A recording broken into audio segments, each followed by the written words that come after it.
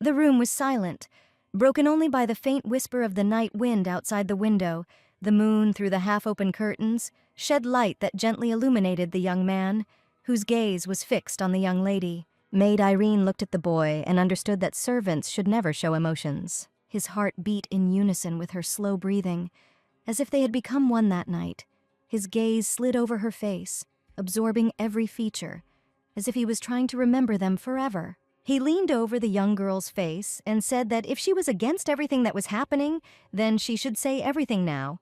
But the servants were the property of the imperial family, and they should always remember this. It all happened several years ago in the imperial palace of Veronica, where Irene worked as a servant. She was the head maid, so she was responsible for a huge number of tasks and supervised the work of other maids.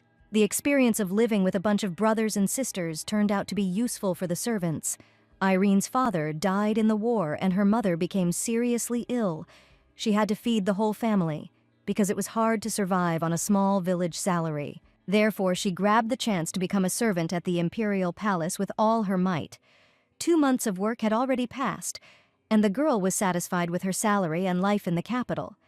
She served the princess with pleasure, because the work was not hellishly hard. Lauren Veronica was the princess of the empire, and constantly praised Irene for the fact that the maid quickly copes with all the chores. Irene was simply a savior for her highness and was always there to help. Lauren said that her brother, whom the maid had never seen before, was due back today. Her brother was the second prince of the Veronica Empire, captain of the Order of Knights. But despite his high status, there were many rumors in high society about his rude and harsh character. Irene accompanied the princess to the banquet, but suddenly she said that the shoes were too small for her and that her feet hurt because of it. The maids had mistakenly brought shoes one size too small during preparation, but the banquet was starting in 5 minutes, and there was absolutely no time to pick out other shoes, and Irene had to save the situation. The lady's legs hurt a lot. After a few steps she couldn't walk, and the maid tried to figure out how to fix everything.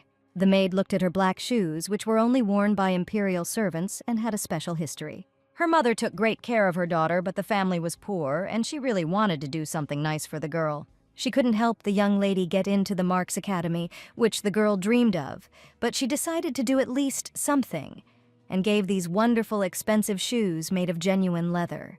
Irene did not want to ruin her mother's gift, so she only wore the shoes on special occasions. She offered the princess to wear her shoes instead of hers, since the girls were the same size. She gave Lauren her shoes and ordered Lisa to accompany the princess, while she went in search of something suitable for herself. The banquet was a success, and Irene found the first free minute, sat down on a bench, and was happy. The black shoes were not visible under the hem of the dress, and it was possible to avoid problems. But because she had been running barefoot for a long time, her feet had gotten a lot of abuse. Irene didn't want to get her mother's shoes dirty and continued to sit barefoot on the bench in the courtyard of the imperial palace. But suddenly, a stranger approached her. His presence made her freeze in place, until the maid could not take her eyes off the young man. His eyes were full of mystery, and she felt that something about him attracted her, and the maid involuntarily held her breath, not knowing what to do next. It must have been a nobleman, and Irene shouldn't have been staring at him like that, so the girl thought about leaving the bench and leaving the boy alone while he lit a cigarette and said what a bad day it was. The girl suddenly smelled the forget-me-not, but it was unlikely that the delicate aroma came from him. The stranger looked closely at the modest girl and seemed to want to ask something. Irene didn't notice right away, but the guy's appearance turned out to be quite attractive. The young man noticed the girl's bare feet, with shoes on her knees, but she could not tell him anything, because servants must keep their mouths shut always and everywhere, no matter who stands before them, because any word she says could harm her highness. He asked the girl if it hurt to walk barefoot, and the maid did not immediately figure out what to answer. She was silent, and understood that it would be better for her to leave, but in that case the young man would look strangely at her walking down the street barefoot. But she couldn't just sit there any longer. The girl was a little ashamed, so she decided to leave quickly so that the guy would stop staring. But he got up from the bench, and she herself, without expecting it, screamed loudly in fear. The young man asked if she was really scared because he simply got up from the bench, and that was why she screamed in surprise. Irene really hoped that the stranger would leave now, but it seemed that he was in no hurry to leave and sat down opposite the maid. His elegant appearance instantly caught her attention, so she couldn't take her eyes off his handsome face. The young man looked at the maid in silence, his eyes reflecting a mixture of curiosity and respect. His gaze was filled with mystery, as if he saw something more in her than just a maid. He did not say a word, but his expression spoke for itself. There was something mysterious and attractive about him. Suddenly, he took out a handkerchief and asked the girl's permission to wipe his feet, which were dirty from long work. Irene thought he was just going to leave and not even talk to the servants who had no status. The maid felt her heart begin to beat faster, and she could not tear her eyes away from the stranger, who seemed to be peering into her soul. The girl felt strange because no one had cared about her before, and now this mysterious guy was wiping her feet with his silk handkerchief. He asked the girl to make sure to treat the wounds, and for now he simply wrapped the scratches with a handkerchief. The young man said nothing more and left so that the maid would not feel uncomfortable. 3 years passed after this incident. Irene sat in her office and signed important documents. During this time, the girl was promoted to the head of the servants in the imperial palace. One of the maids came to her to tell her that the prince's costume that Irene had requested had arrived. The maid was worried and tried to find out from Irene where to take the suit next, so as not to do something wrong. Crown Prince Evan Veronica was supposed to have a meeting before the dinner party today. He was indignant and was sure there would be no problems with dinner, but now they had pinned another meeting on him, and the maid tried to calm him down. Everyone simply considered the young man an extremely reliable person. She said that the emperor trusted the crown prince, and that was why he entrusted him with such an important job. The more work Evan had, the more work the maid had. A year ago, when she was still working for the princess, everything was much simpler, although the whole country was moving in a single impulse, and the girl was not going to lag behind either. The crown prince was informed that His Highness Theo, the second prince and captain of the Order of Knights, would arrive today. 3 years ago, the Veronica Empire was attacked by barbarians with the support of Emperor Silverraini. The stronghold was a border fortress, the soldiers of which had a hard time. Even the second prince, the head of the entire army, had to join the battle. The war lasted 9 months. During this time, even the aristocrats entered the battle. With joint efforts, the empire was able to withstand. But news came to the palace that the second prince was seriously wounded. Because of this, he was immediately sent to the temple, so he and Evan did not see each other for 2 whole years. The crown prince thanked Irene for her excellent work and said that she had handled everything very quickly. His Highness the Emperor approached Evan and greeted the young man. The princess saw Irene, who had served her before, and was very happy. She came up to her and said that the girl had lost a lot of weight and that her brother was probably tormenting her, suggesting that she go back. Lauren screamed. The crown prince treats her terribly and said that he will accept Irene at her first request. The guests discussed Theo's return, and not everyone was pleased with his imminent visit to the imperial palace. Irene didn't understand. The prince recovered so quickly, and it was a miracle. But why did everyone react so strangely to this news? The emperor reported that Theo had actually been fine 3 months ago, but for some reason had not returned. Suddenly, a guy's voice was heard saying that his sister was very angry and allowed people to talk about her brother behind his back. A young man came up and said that the girl was simply not smart enough, so she allowed herself to be rude. The crown prince shook his brother's hand and said that they had not seen each other for a long time and that they probably had something to discuss. The emperor inquired about the boy's health, and he replied that he was completely healthy and there was no need to worry about his condition. The young man knelt down on one knee before His Highness, as befits a true knight, and thanked him for his support. All this time, Irene looked at Theo's brother who had arrived and understood that this was the same guy she had known for a long time. The man who had suddenly spoken to her then, who had wrapped her wounded foot in a handkerchief, had given her a helping hand free of charge that day. And in the war 3 years ago, when nobles and common soldiers had to fight hand in hand, he too had probably been there. Then Irene prayed every day for his life so that they could meet again after many years. But before, the boy's hair was black, but that's all that was different, and even the scent of lavender remained the same. She was sure that he would remain in her memory for a long time, and decided to take advantage of the opportunity to get to know him better. Her heart was beating faster, but she gathered all her courage and headed towards him with a smile on her face. Irene was skeptical, but she couldn't believe that there was someone else who looked so similar. She overheard from the other maids that His Highness had sent Theo a doctor who knew magic to heal his severe wounds, and if the doctor had used magic, then everything matched, because magic could change the color of hair and witchcraft always left traces, and it was definitely that stranger.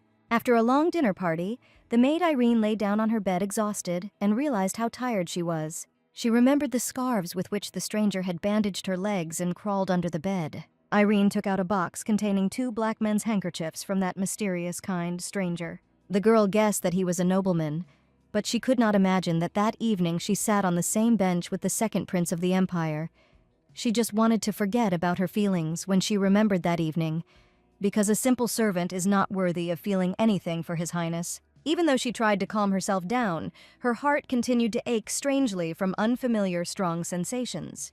The next morning, Irene hurried to the office of the Crown Prince, who had summoned her on special orders. He said that the girl had arrived just in time and pointed to the sofa where there was one thing lying. He was wearing a suit for the Empire's longevity ceremony, and it turned out to be too big.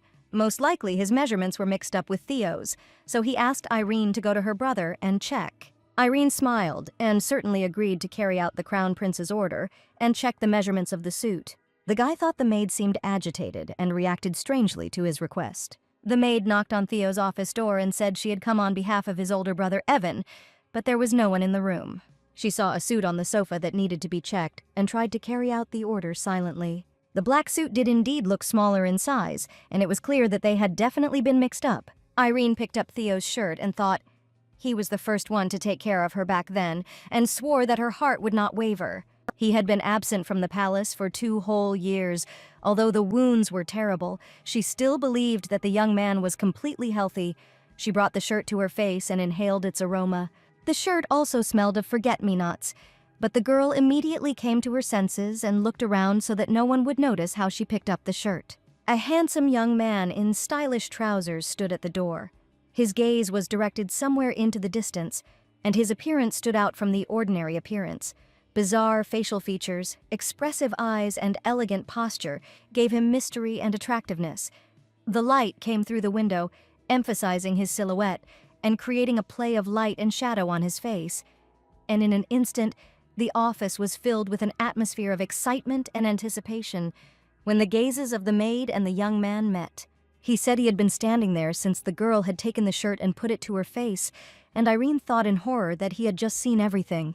From the expression on the young man's face, one would think he was surprised that the maid was standing in his room sniffing his shirt. Irene couldn't stand it any longer and ran out of the office headlong, without saying another word about her strange behavior. She ran forward, thinking how crazy she was to let herself be treated like this. The girl was worried about what Theo would think of her now, because he was probably terribly surprised to see this.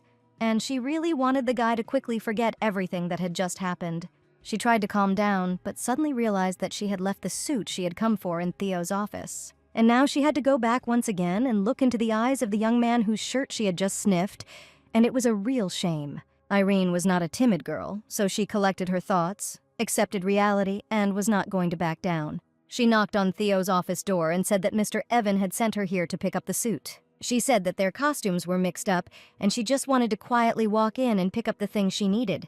Irene quietly approached the sofa on which the suit lay and carefully picked it up. She apologized for disturbing them and said that she would leave the room immediately. But Theo came closer to her and watched silently as the girl screamed in surprise. He looked at her face, which seemed familiar, and asked if they had met anywhere before. Theo asked again what the girl was doing with his shirt and intended to hear the truth. Irene didn't know how to explain it.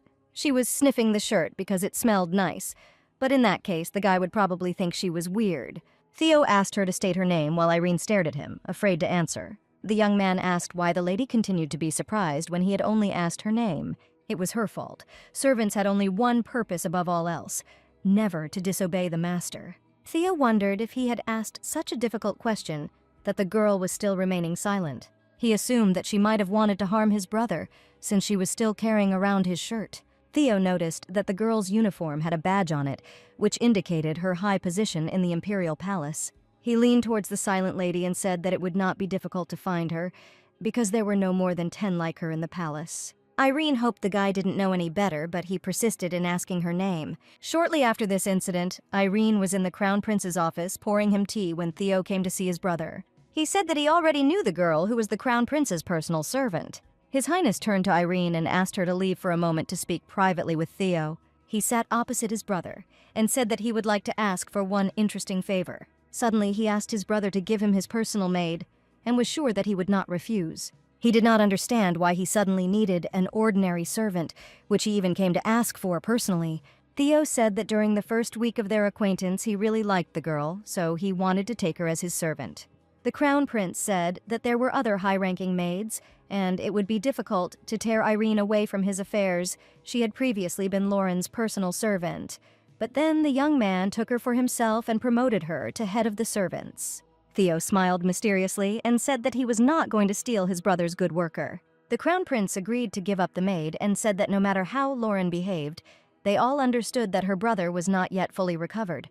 He couldn't quite believe that the wounds had healed and asked again if everything was okay. Theo replied that there was no need to worry about him and that his health had improved after his injuries. The Crown Prince was worried.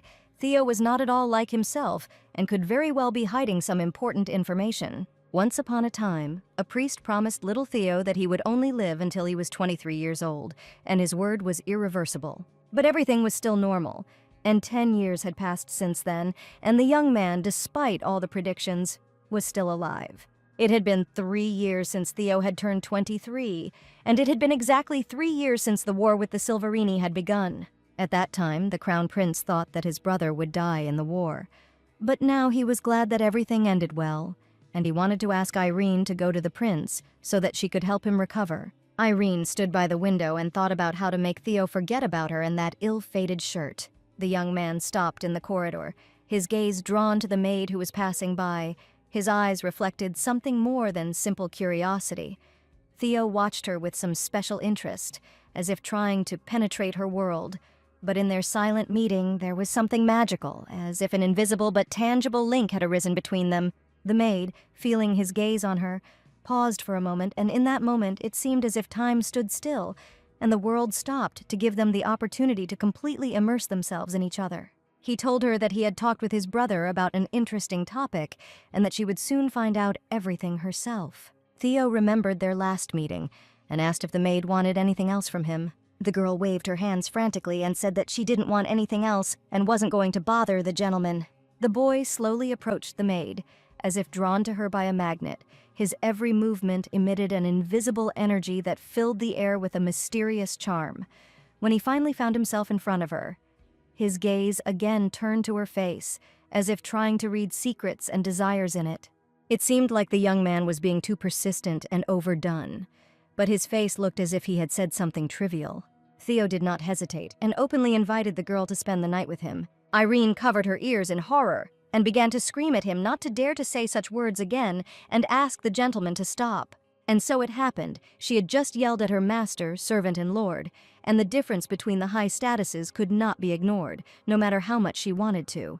Irene tried to bury these feelings for a long time and wanted to become a faithful servant of Master Evan. But for some reason he continues to pay attention to the girl and does not miss the opportunity to talk to her or see her. Theo continued to try to find out why the girl was acting strangely and took his shirt that day. He took her hand. Irene was confused and did not understand at all what to answer, because admitting what she had done was also scary. The maid lowered her head and asked why the young master treated her like that. She couldn't hate the attention of a man she liked, but she was outraged by Theo's words and behavior. The young man suddenly said that he just liked the girl, so he offered her indecent things. Irene was surprised and asked what the master could like about an ordinary, simple servant. He said she had a pretty face, and Irene was outraged that a person would judge a person only by appearance. Theo didn't want to say that he could understand another person completely, but why not start with appearance? He came closer to her and asked her to think about his words about spending time together. Irene did not expect such a conversation to take place between them and was at a loss. Theo raised his hands and declared that he had enough for today and he would leave the rest to her. Irene did not understand what he meant, but the young man left without explaining the meaning of his words. The maid and Irene were talking about how His Highness's new servant would be the head of the servants. The girl smiled and realized that from this moment her life could change dramatically. She tearfully begged Mr. Evan to leave her in the position of his personal servant and not to send her to her brother.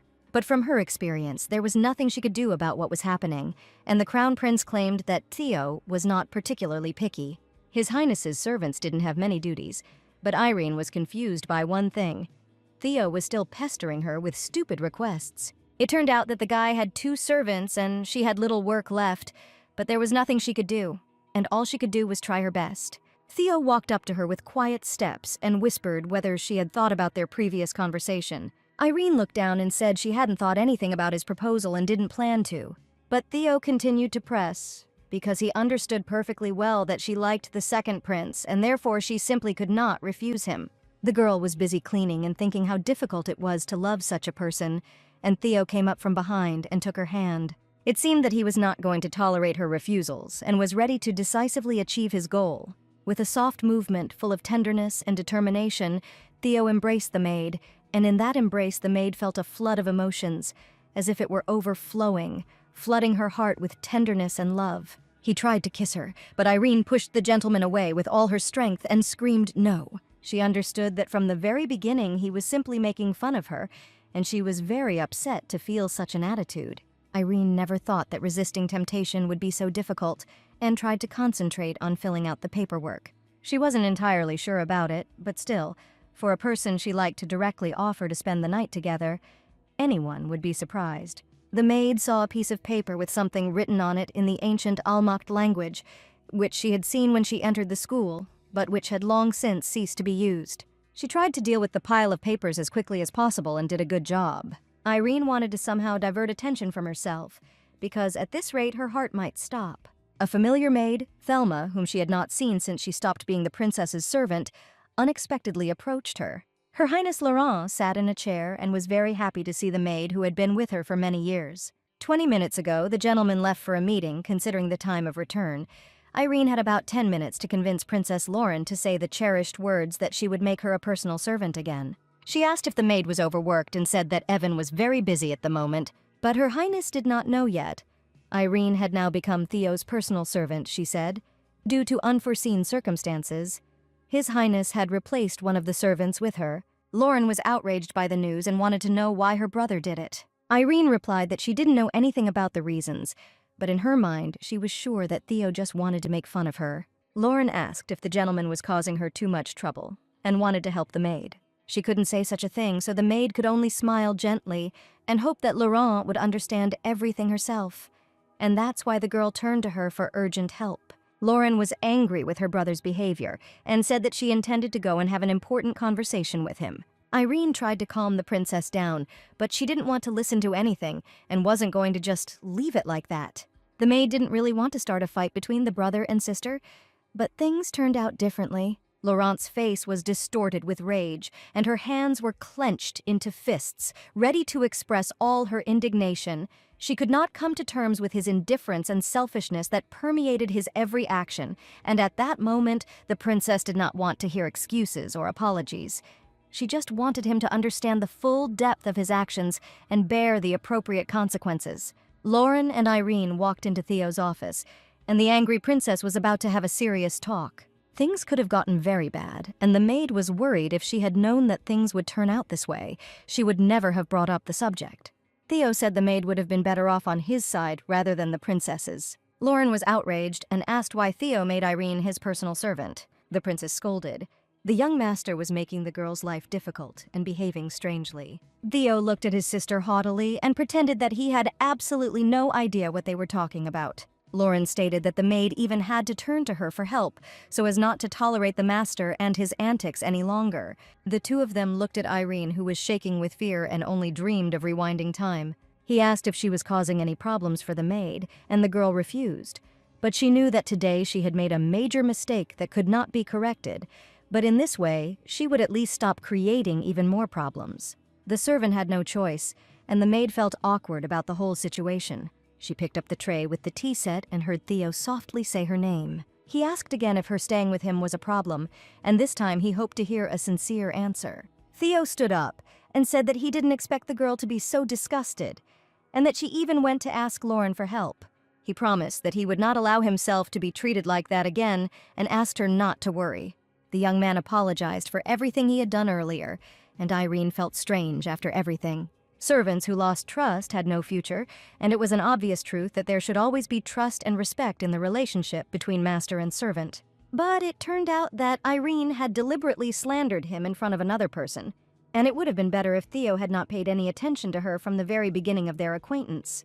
Previously, he was always the first to greet the maid, but now he always walks past silently. Theo began to behave completely differently, as if Irene no longer existed in the palace at all. It was a real torture for the maid, but obviously it was her fault. If she hadn't told everything to Mistress Lauren, nothing would have happened. One of the maids said that they needed His Highness's measurements to sew a suit for Mrs. Lauren's birthday celebration. The measurements from the previous suit turned out to be too small.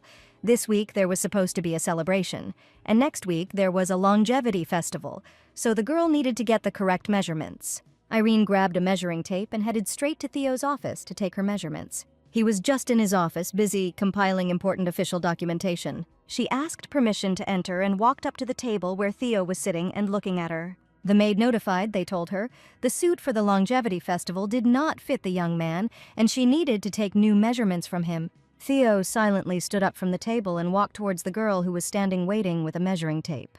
The maid carefully raised her eyes and looked at the guy who stood in front of her. Her gaze was a mixture of curiosity, interest, and slight hesitation, and she looked at him as if trying to penetrate his thoughts and understand his mood. The maid carefully took measurements from the gentleman, trying to be precise and attentive in every measurement, her hands gliding easily over the shirt, carefully recording each parameter. Her gaze was focused, and her face expressed seriousness and responsibility for completing this task. For a moment, time stood still.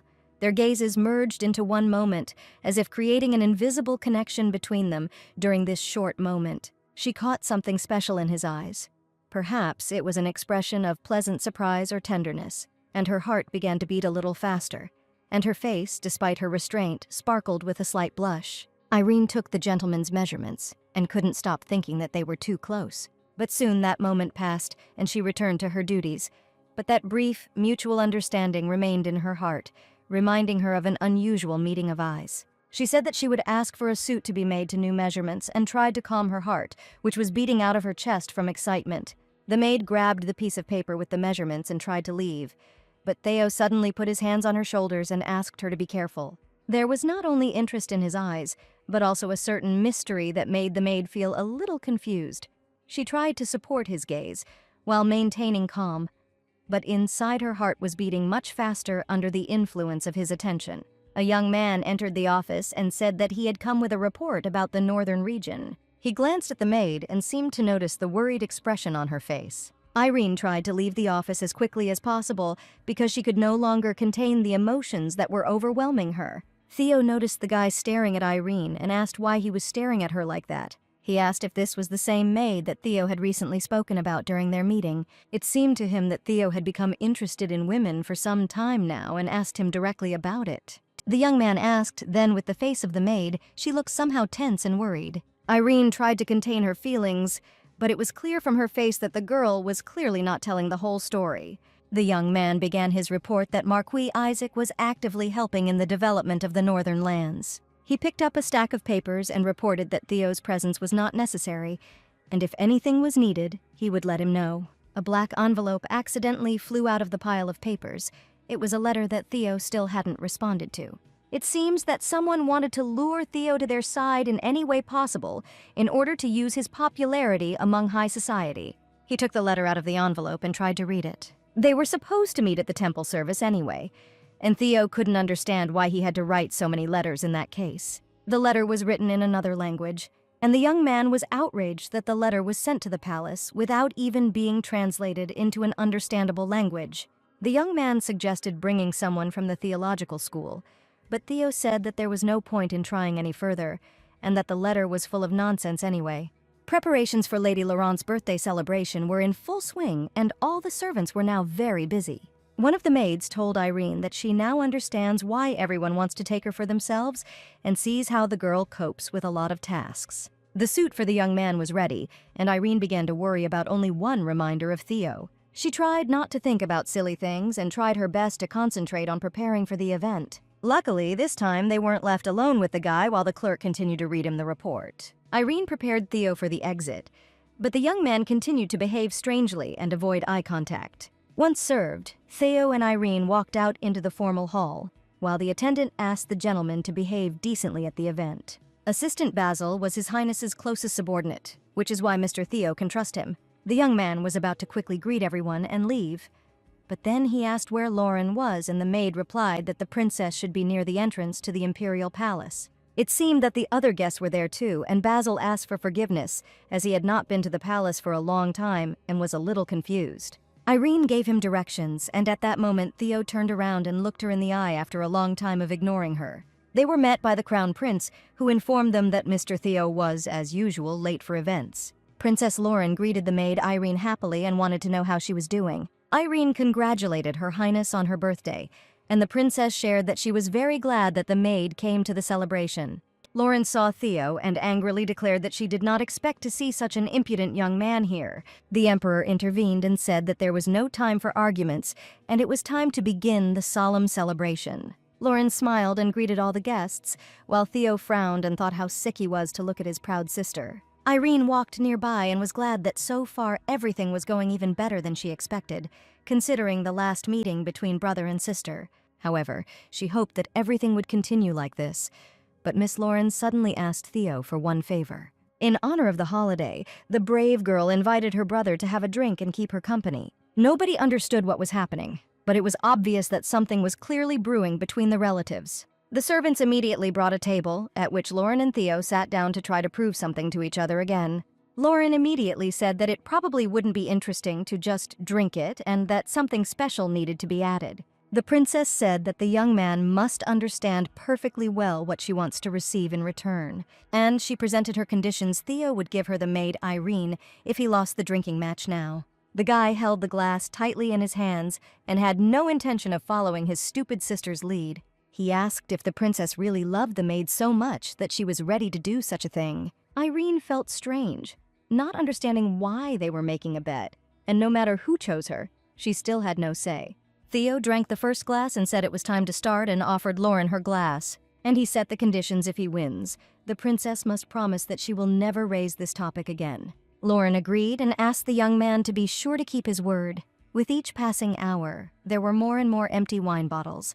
But the brother and sister still had no intention of ending the duel. Irene was tired of watching this circus, and she intended to try to stop them. Lauren and Theo continued to raise glass after glass, and after each bottle they drank, they asked for more. The maid came up to them and said that the brother and sister had already drunk too much and asked them to stop. Theo pretended not to hear anything, opened a new bottle and poured a full glass of wine. He turned towards the maid and shouted that he was not going to give her to Princess Lauren. The effects of too much alcohol were not long in coming, and soon the princess felt very unwell. It seemed that Theo was also not in a cheerful state of mind and did not understand at all what was happening around him. Irene saw that the gentleman was completely unable to stand on his feet and asked permission to help him get to the room. The maids helped her lead the guy to the sofa, while he was still recovering from so many bottles of wine. The maid thought that Theo was clearly not feeling well and wanted to help the master somehow. She simply wanted to ease his suffering because that was the direct responsibility of a servant. But suddenly her gaze stopped on the sleepy young gentleman for whom she had feelings. She stroked his cheek with her hand and felt her heart beat quickly from just one light touch. Apparently she was in love with the young man, but she was sure that he hated her after that incident. Irene continued to stroke his face and did not understand why he continued to avoid communicating with her. She was hurt by the behavior of the gentleman, who continued to sow chaos around himself and her, and if he had said that he hated her, it would have been much easier and simpler for the girl. The maid could not restrain herself and touched her lover's lips and kissed him sweetly, and at that moment time seemed to stop. Their hearts beat in unison, and the world around them disappeared, leaving only a moment of their mutual tenderness. Theo opened his eyes at that very second and saw Irene in front of him, who had just kissed him on the lips. Her face turned red, and her heart beat faster from shame before the gentleman for whom she felt admiration and respect. Theo suddenly rose from the couch, and in an instant, Irene found herself on the couch instead of the young man. He looked into the girl's eyes and asked what she had just done while he lay there with his eyes closed. The maid suddenly became frightened, her heart began to beat wildly, and her skin became covered in small beads of sweat. Theo reminded the maid that she had recently refused to spend the night with him, but now she was behaving differently. He tried to find out why she continued to do this, but she was against all his signs of attention. Irene started crying and said she never said she didn't want to, she just couldn't behave like that. Theo asked the girl to look him in the eyes and no longer be afraid to avoid his gaze. He wanted to avoid any more misunderstandings between them and asked again if Irene wanted to spend the night with him. Theo whispered that if the girl didn't answer her question right away, he would just kiss her. Their lips met in a tender kiss that was filled with warmth and tenderness. For a moment, they forgot about everything around them, immersed in this moment of mutual passion and desire. At that moment, Irene realized it seemed impossible, but she really loved him.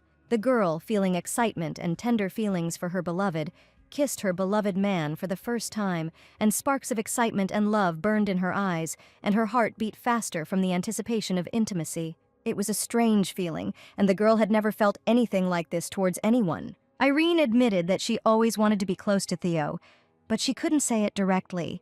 The gentleman said that after this meeting, things could become much more serious between them. The maid woke up early in the morning in Theo's bed and realized with horror that she had slept completely naked. A young man was sleeping next to her, and the girl realized that she had completely gone crazy by doing this. She didn't understand how it could have occurred to her to do this to her master, and was very afraid that her absence would be noticed in the dorm, and strange rumors could start about their relationship.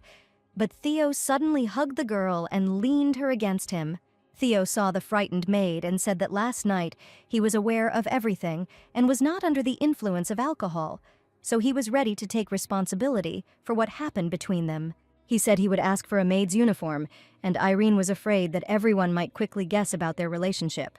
Theo sat down next to her on the bed and kindly offered to bring her breakfast because the girl was probably hungry. The guy, feeling a storm of emotions inside himself and overflowing with desire for the girl, slowly approached her and softly pressed his lips to hers. Their kiss was full of passion and tenderness, as if, at that moment, they became the center of the universe, and the world around disappeared, leaving only the two of them. After a while, Basil brought breakfast and a maid's uniform, and Irene was able to get dressed. The breakfast was in front of the maid, but she felt completely uncomfortable eating in such a setting, especially since there was another person in the office. It seems Theo was not going to have breakfast and asked his assistant to report the news, and he reported that a letter had arrived from the temple. Irene saw the strange language in the letter and realized she had seen something like this before, but that time she had thrown it in the trash. Judging by the conversation between the young people, one could guess that Theo had been ignoring the incoming letters all this time, but Irene understood that only some very important information could be sent so persistently. She decided to help the young men and asked His Highness to allow her to give them some advice. It turned out that the lady knew and understood the ancient language, so she said that she could translate the letter for Theo. 10 years ago, a priest in the church spoke words about an absolutely true prophecy that must certainly come true.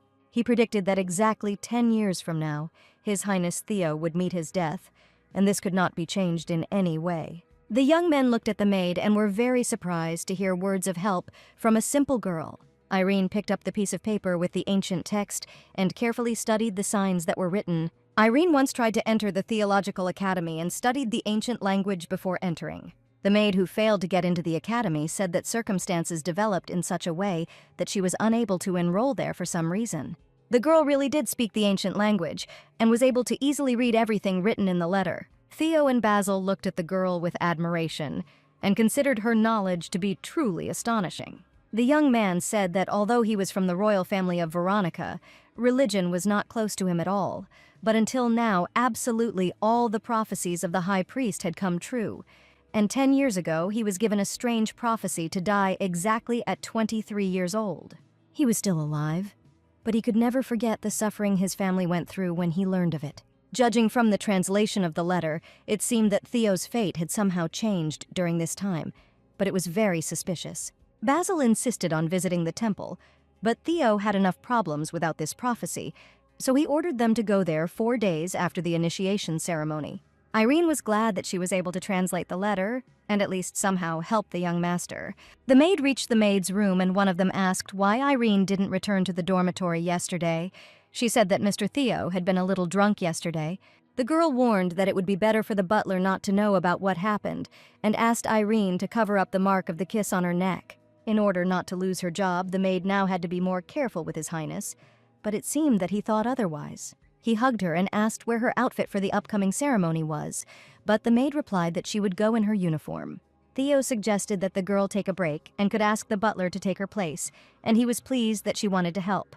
But there was nothing important or special about the ceremony. The young man said that if the girl intended to work tomorrow, then she should take a day off today. She hugged him and said that the gentleman smelled pleasantly of forget-me-nots, and his petals were as blue as his eyes. Everything seemed to be getting better, and the young man thought that at first it seemed to him that Irene was simply being cautious. Theo was curious from the first time they met why the maid was looking at him with such a look. But it all came to this, and perhaps that is why they are now so close, although they have only known each other for a short time. Theo leaned over to the maid and kissed her gently on the lips, and it was all very strange, but at the same time very sweet. His Highness Theo was the first person in the history of the Veronica Empire to change the temple's prophecy, and this is only possible through a strong will and great risk, but now his future cannot be predicted, and this will save many lives. Irene looked out the carriage window and, like a child, was delighted at the new places she saw. Once in the capital, she never went anywhere during her entire time of work, but only stayed in the imperial southern citadel. The maids were riding in the same carriage according to their calculations. The journey from here to the temple would take about an hour. Irene looked out the window with admiration and thought about how many beautiful and magical miracles were happening outside the window. Basil and Theo were sitting in another carriage, and the gentleman looked warily at the subordinate sitting opposite him. The master implied that the subject was jealous of Irene, and therefore did not want to take her along on the trip. He said that compared to ordinary people, he is quite knowledgeable in theology. Basil said in a serious voice that perhaps Irene could be a temple spy and that they should be careful with her. He claimed that a simple girl preparing to enter the academy could not have learned the language of the ancients so well. And even his father, who was a priest, did not know this language and cannot read it fluently even after studying at the academy. Basil was sure that Irene looked suspicious and tried to warn the gentleman against making mistakes. You'd think that if she was a spy, she'd be constantly watching the gentleman and everything would become clear. But she didn't look at all like a church spy sent by someone, but be that as it may, Basil was difficult to convince, and he would always be extremely careful and attentive. Irene and the maids arrived at the scene, and the girl was surprised at how majestic the building was right before her eyes. Theo emerged from the carriage, looking from afar at the maid, who was delighted with the temple. The high priest was informed that the imperial carriage had arrived. His Highness had decided to begin the process of transferring the throne, and his first successor was his eldest son, Evan. Prince Theo supported his brother's candidacy and silently listened to the solemn words at the ceremony. Princess Lauren stood next to everyone and smiled sweetly, proud of her brother. The high priest greeted the imperial family and said that they had not seen each other for a long time. Theo saw right through the priest's soul and considered him an insolent old man blinded by power. The ceremony began, and the high priest stood opposite the bowed young master. He touched the boy's head with his hand and said a prayer Irene had always wanted to devote herself to the faith. But as soon as she saw the ceremony, her heart sank into her heels. The priest said the second prince is completely healthy, and he thanked the church for its support. The man said that they had sent the gentleman many letters, but had never received a single response. And then Theo asked why it was written in an ancient language that no one understood. Theo dropped to one knee and asked to begin the initiation ceremony right now. The priest said that it looked like the young gentleman would have to get a new prediction. Shortly before this, Basil and Theo discussed whether there was a need to go to the temple and whether or not changes in the prediction could lead to trouble. Theo suspected that the high priest's true motives might be different from reality. The very fact of changing the prediction is a huge blow to the church and its authority, which is why the letters were sent in the language of the ancients, so that no one could find out the meaning of the letter, and before the ceremony the priest wanted to talk to the gentleman personally and discuss something. He hoped and planned to change the prophecy in advance in order to use this knowledge for his own purposes. Suddenly the church was illuminated with a bright light, as if the stars themselves had descended from the heavens to illuminate the holy temple. The rays penetrated through the stained glass windows, painted with magnificent colors, and created a play of light and shadow on the floor and walls. The air was filled with warmth and a blessed feeling, as if an invisible hand itself gently touched the hearts of the believers, reminding them of eternity and grace. Theo covered his face with his hand, and everyone present was blinded by a magical bright light. Irene also covered her face with her hand, but a pure white light spread throughout the temple. The glow rushed around Theo in a mad whirlwind, creating a cluster of powerful energy around him.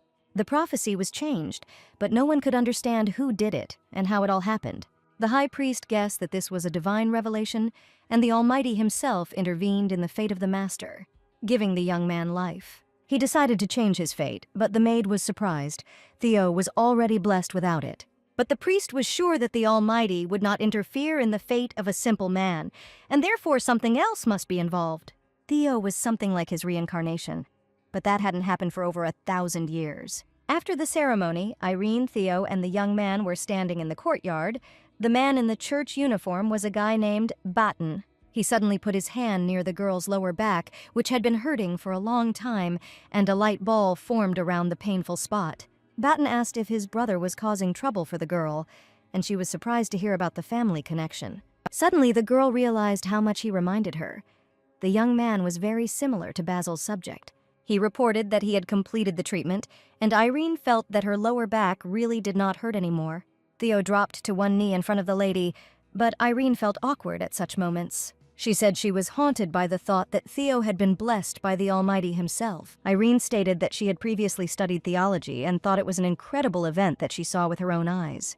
Theo said she was an ordinary person, but the servant was indignant that the young man had great merits and asked him never to talk about himself like that again. Theo looked at the girl's sincere emotions and realized that Basil had taken everything the wrong way, and this sweet lady could not be a spy. The next day, all the maids were discussing yesterday's ceremony, where Theo received a blessing, and they called it an incredible miracle. Irene heard that the ladies considered what had happened to be some kind of political ploy, and did not believe in the blessing. Theo and the maid were in his office, and the guy asked why she rarely came, and the reason for her absence was the unexpected night shift that had been put on yesterday. The gentleman asked if the girl would come more often if she didn't have difficult night shifts. He thought that the girl was deliberately lying to him in order to see the young gentleman less often. Theo had said from the beginning that he liked Irene's appearance, but she thought he just wanted to play with her. But with each passing day, she understood his train of thought less and less, and after that night, she decided not to worry about it anymore, because the difference in their statuses was an insurmountable obstacle, and she still didn't understand what kind of relationship she and Theo had after everything that had happened. The maid was lost in thought and did not notice how she slowly spilled hot tea on the young man's table. She became agitated and dropped the teapot from her hands, starting to apologize and frantically pick up the pieces. Theo suddenly took the maid by the hand and asked her to stop picking up the broken teapot. The boy, suddenly feeling protective and caring towards the maid, picked her up in his arms with ease and confidence. His movements were smooth and careful, as if he did not want to cause her the slightest discomfort. And at that moment something special seemed to flare up between them, a feeling of closeness and mutual understanding that strengthened their bond. She moved to clean up the shards before anyone saw, but the guy asked her to sit still and not touch anything. There was a deep cut on the maid's leg, and Theo took out the first aid kit to treat the severe wound. This scene reminded the girl of the very moment when he sat down next to her on the bench 3 years ago. Theo asked what the girl was so lost in thought about that she didn't even notice how she hurt her leg. Irene apologized for being the head of the servants and making such stupid, ridiculous mistakes. Theo replied that she thinks badly of herself because she is constantly cleaning, looking after the master, helping with documents, and is constantly busy with something. Irene was worried that she was bothering the master every day, but it was just her job. Theo said that the girl always helps him with important matters, and without her they would all be covered in dust here long ago, and he would be late for every meeting if she didn't prepare his clothes in advance every time. But Irene felt that all his words made no sense. Servants should never make mistakes, and everyone knew that. But Theo continued to speak differently, and the girl felt as if he was caring and comforting her. He asked her to call him by his first name from now on and drop all formal statuses. That night the knights reached the appointed place and were supposed to arrive at the temple at dawn, but one girl was sure that this did not bode well for Theo in the future. Irene knocked on Theo's office door, walked in, and saw a girl who hadn't been there before. The stranger greeted the maid and looked in her direction with good intentions. She reported that the marauders had captured the northern pass of Mount Camel, negotiations had failed, and they had to deal with it another way. Several holy artifacts were stolen, which will soon be returned to the palace. On the way back, the church contacted her where the girl went. Theo was surprised that the church personally contacted the lady and informed her that he was marked with the sign of the apocalypse. And now the church ministers are looking for an avatar for the young master to help him cope. The sign of the apocalypse is a rare phenomenon that only those blessed by the Almighty are subject to, and in order to receive the full divine blessing, a mediator is needed between the guy, the god, and the avatar. Anyone who has spoken to a blessed one can become an avatar, so the church contacted everyone who knew Theo and wanted to find a suitable avatar for the young man. According to the girl, this was a huge concern for the church, and Irene was surprised to hear that they might have already found the avatar. It was literally the descent of the Almighty to Earth, and such an event could greatly change the course of history. But there was one main reason why they called the girl. They planned to reveal the mysterious identity of the avatar at Mr. Theo's birthday party. The lady said that everything looked very strange, but if the avatar had already been chosen, then it was a person who was extremely close to the gentleman. The maid asked permission to leave after the girl, who finished her report and left. Theo stopped the maid and asked her to take a rest, since she was already running around on business all day from morning until evening. Irene said that she still had a lot of work to do and absolutely no time to rest, especially in his office. The girl seemed interested in the appearance of a certain avatar, but the guy didn't care at all. Theo said that he was not at all interested in this topic, and it made no difference who blessed whom in the temple. Irene shared the impression that in his place, she would have been very interested in the upcoming event. But Theo said that he had enough worries without that, and it would be better for him to think about the maid at this time, to make filling out paperwork less boring. The guy asked the girl to stay and talk to him. He suggested talking about her, and Irene told him that there were 5 children in her family, her mother was always busy, and the girl took care of her brothers and sisters herself, so she had a lot of experience in household chores. Her father died in the war when she was little, and her mother worked as a servant to an Oriental writer. One day she told me that the imperial palace accepts servants, and before leaving she gave Irene homemade shoes. Theo listened carefully to her story and began to get to know the girl from a completely different side. He asked if she communicated with her relatives, and the girl said that her salary was enough for them to live comfortably. Theo thought that she was responsible for her entire family, her mother, her brothers and sisters, and that explained why she prepared to enter, but was never able to enter the academy. A thought flashed through his mind. He was absolutely right, and Irene would never betray him. Basil stood in the gentleman's office and asked if he knew the news about the appointment of the avatar. He handed the gentleman a piece of paper and said that they had collected all the information they could find about the maid. Theo looked at the papers, which contained nothing, and Basil confirmed that he had no reason to worry. He wanted the girl to prove herself that she was not a spy and asked his subject to deal with it quietly. And he strictly ordered that Irene should under no circumstances find out any details about anything or anyone. Theo suggested introducing the maid at the ceremony, but Basil argued that the ceremony was an important event and that it was not right to do so. After all, he was a prince who had recently received a blessing and had a very high status. And it seemed like the church wanted to build a connection with the master through the avatar, and the master said he was glad Basil was on his side. The young man spoke out. He did not need such connections, and the subject agreed with his opinion. Theo wondered why Basil had sent Monet a bunch of letters when one was enough to tell her about Irene. He assumed that the young man simply liked the young lady and decided not to pester Basil with questions. The suit for the gentleman was completely ready according to the new measurements, and Irene stood next to the garment and was proud of the perfect work. The girl approached her with a report and asked if she would interfere with the maid in performing her duties. She was looking for records about the undeveloped northern lands. The maid quickly found the right book and gave it to the girl. She thanked him for his help and said that Basil had mentioned her name in his letters, but the maid did not understand what he was talking about.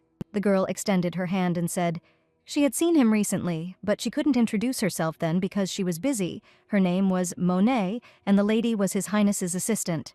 Irene introduced herself as the master's maid and asked again about the letters she did not know about.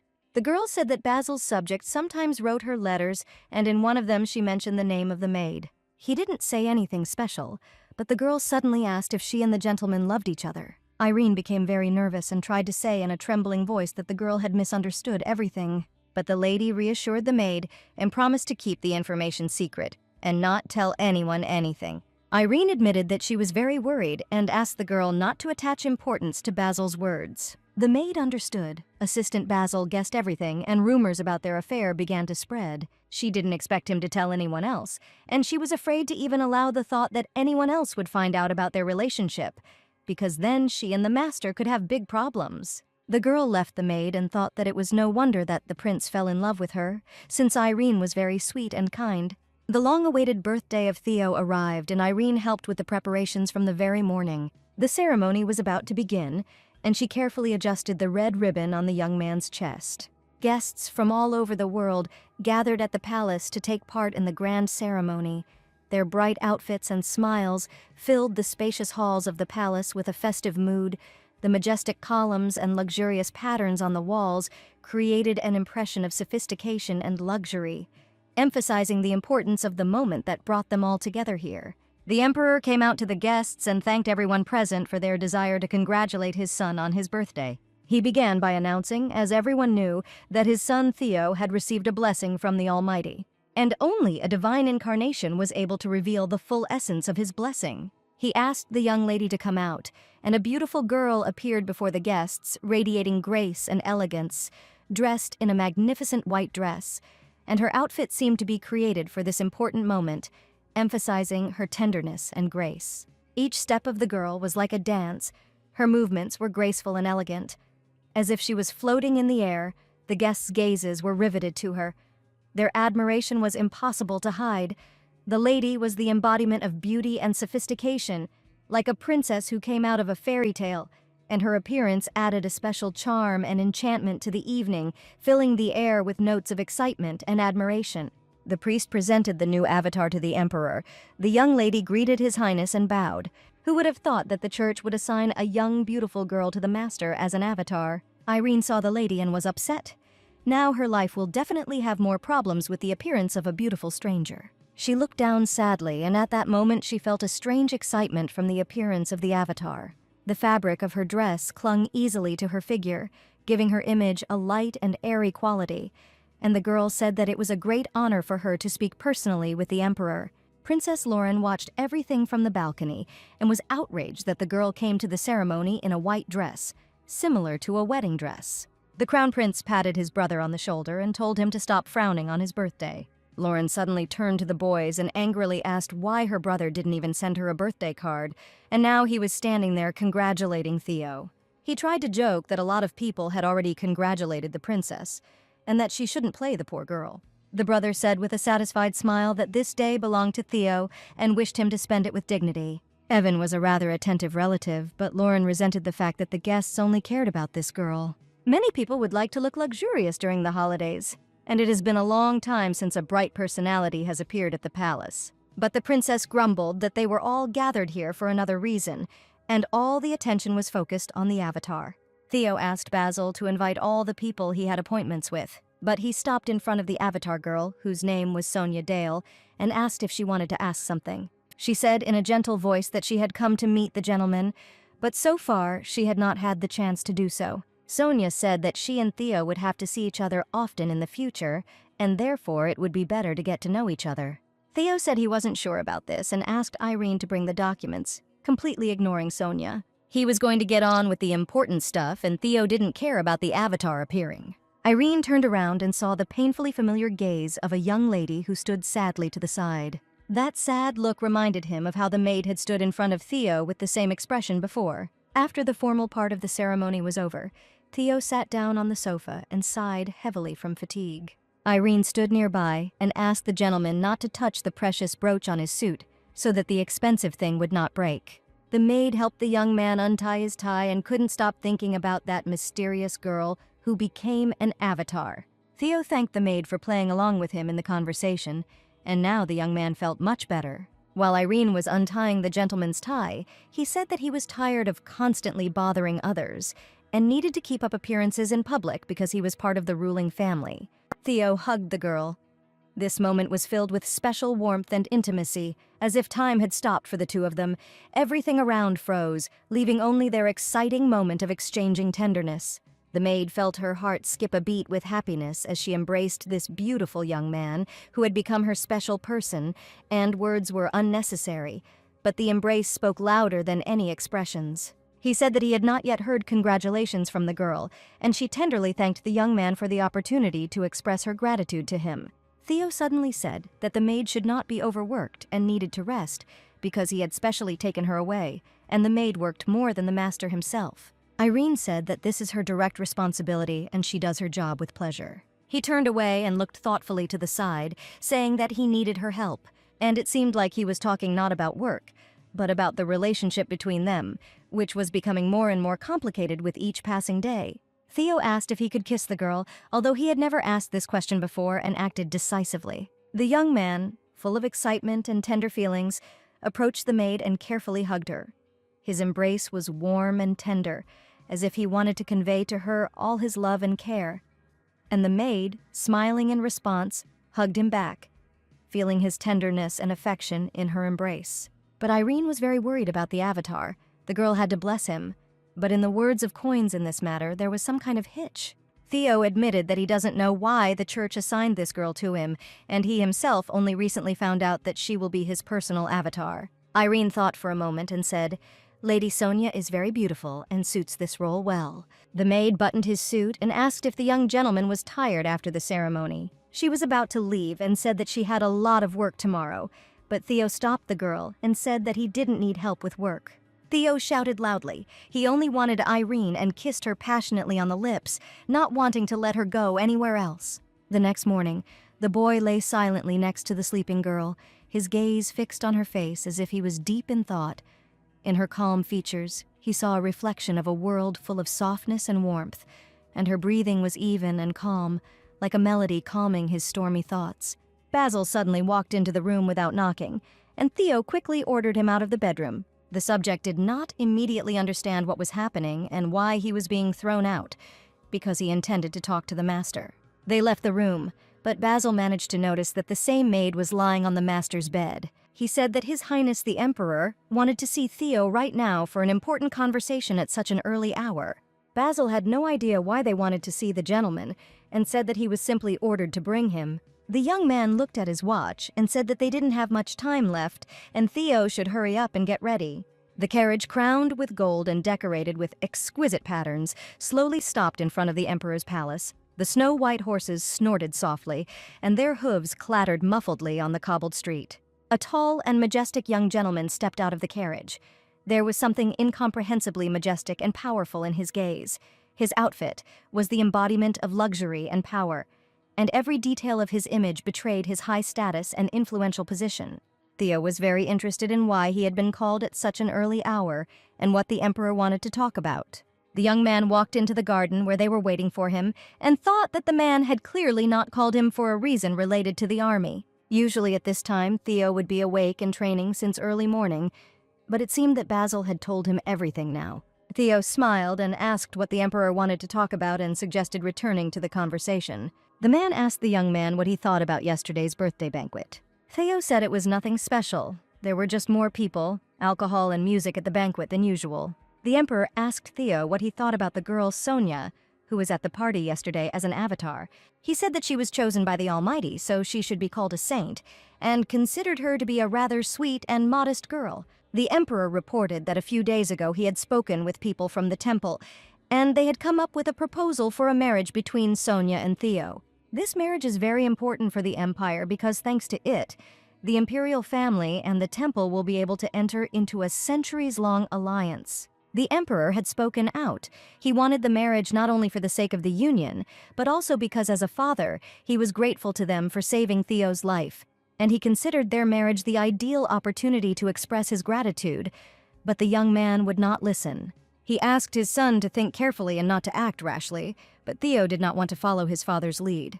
Theo said that he had made his decision and was not going to marry the girl the church had foisted on him. He was indignant that if they wanted to reward him so much for saving his life, they would have been better off generously showering him with gold, rather than using him in a political marriage, pretending that he meant something to them. Theo did not want to listen to any more persuasion and asked permission to take his leave and go about his business. Basil followed the gentleman and said that he should not have spoken so rudely, and Theo cried out that he really must go back to fall at the feet of the emperor, agreeing to a wedding that would benefit his father. Theo believes that marriages should be based on love, not political reasons. He didn't want to let this marriage happen at any cost, because his thoughts were occupied with a completely different girl. At this time, Irene woke up in the master's room and was afraid that at any moment one of the servants might come in. She needed to tidy up her clothes, so she had to temporarily change into the master's robe. Suddenly, a voice came from behind the door and announced that he was entering the room, and Irene's heart instantly sank into her heels. A servant entered the room, brought things, looked around, and saw that the master was not in the room. The maid saw Raoul's servant and was surprised by his appearance, while the young man could not understand where Theo had disappeared to so early. She hid behind the sofa and understood perfectly well that if she caught his eye, rumors would definitely start spreading about her. Raoul brought the maid's dress that the master had asked for, heard a strange sound from under the bed, and wondered if there were rats in the palace. At that moment, Theo entered the room.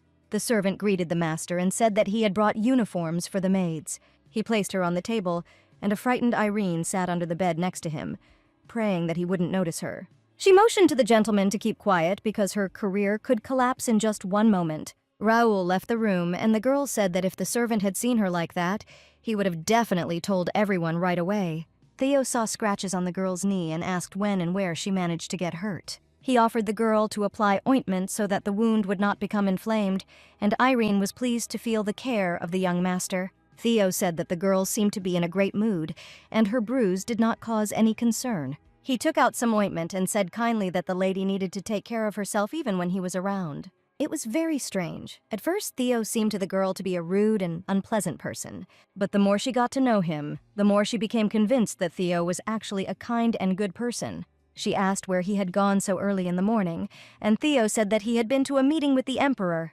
The girl thought his face changed, and she really wanted to know what had happened, but she was sure that the master would hardly discuss his affairs with a simple servant. When she thought about it, she immediately began to worry about the difference in their statuses, and the guy said tenderly, "The girl put on his clothes." She was worried because she grabbed the first thing that came to hand, but the master thought about it in advance and specifically asked to bring a clean uniform for the maid. He joked that he hadn't asked for the uniform for himself, and Irene was horrified to imagine a gentleman dressed in a servant's uniform. Theo said it was time for him to leave, and Irene could take her time and get ready in peace. The gentleman walked out the door and stopped for a minute. In his thoughts, she was the image of the ideal, the embodiment of everything he wanted in his other half. Irene's smile illuminated his heart like rays of sun penetrating the clouds, and her eyes were a mirror reflecting his own feelings and emotions, and his heart trembled at the thought of her touches, as if each of them brought him endless happiness. Irene got dressed and went out to perform her duties as a servant, and immediately met Raoul in the corridor. He was just about to clean up His Highness's room and was now heading there. Irene tried to act natural and reported that the room was in a great deal of disarray, which she had successfully cleared up. The servant asked if the maid had heard the important news that the maid Thelma wanted to urgently communicate. Thelma and Raoul loved to spread rumors, but the girl knew that she had to work hard first. Thelma burst into the servant's room and screamed angrily, asking if Irene had heard the news. She reported that all the servants have been talking about His Highness for the last few days. Thelma said Theo was marrying Lady Sonia, who was present at the banquet, and His Highness had already had a meeting with the high priest about it. Irene was surprised by the news she heard, because the gentleman had not told her anything about it. Thelma claimed that she and His Highness were very close, so everything had changed since Sonia's arrival, and she believed that they got along perfectly and were made for each other. Irene tried not to think about it, but the thought of how good she looked with the master did not leave her, and only made her hurt. A maid suddenly came up to Thelma and said that the master was looking for her. The maid Evra ordered her to leave the office and looked menacingly at Irene. She wanted to have a serious talk with Irene, and the girl was afraid that her secret might be revealed. Evra put a mug of tea on the table and said that if Irene continued to behave stupidly, her secret would soon be revealed. She warned me not to let the other servants see me, and what Thelma said about the wedding was probably true. Irene thanked the maid for her concern and tried not to show her emotions. She felt that now was not the time for gratitude, and the maid should think about her behavior. But Irene was in no position to show her feelings and considered it sufficient that she could share her experiences with someone. Evra understood the girl perfectly, but advised her to stay away from His Highness so as not to lose her job. But the very thought that she would have to avoid the master caused real horror in the young girl in love. Evra said that the gentleman was going to marry another girl and be with her from now on. Sonia was not just an ordinary lady, but belonged to the status of saints, and even if she and Theo had a special relationship, a connection with the master would only harm young Irene and cause a lot of trouble. Evra understood that the maid was worried, and advised her to stop this, go her own way and keep her distance from His Highness. Irene walked out of the room, saw Theo, and thought if these two were really engaged, all she could do was wish them happiness and forget everything that happened between them. She said that she had brought the documents, and from that day on she was determined not to give in and not to agree to the gentleman's tricks to stay. Irene bowed, wished the guy a good rest, and said that despite the late hour, she still had things to do. Theo approached her and said that someone was working overtime, but the maid insisted that she had a lot of work. He asked the girl not to leave and promised to take care of all the affairs and problems, no matter what anyone said. Theo wanted to hug her, but Irene pushed the gentleman away and asked him to let her go right now. She looked at him with sad eyes and admitted that today she just wanted to leave. Irene asked for forgiveness, but she understood perfectly well that she could no longer take risks and agree to secret meetings. Theo inquired about the girl's health and assumed that she was tired, but the maid said that she was perfectly fine. The master listened and dismissed the maid. She bowed and wished him a pleasant evening. Monet and Basil laughed, as if Theo had been abandoned, but he claimed that he had simply let the girl go because she was tired of all the worries. Theo stood there for a while longer, lost in his thoughts and reverie about their secret relationship.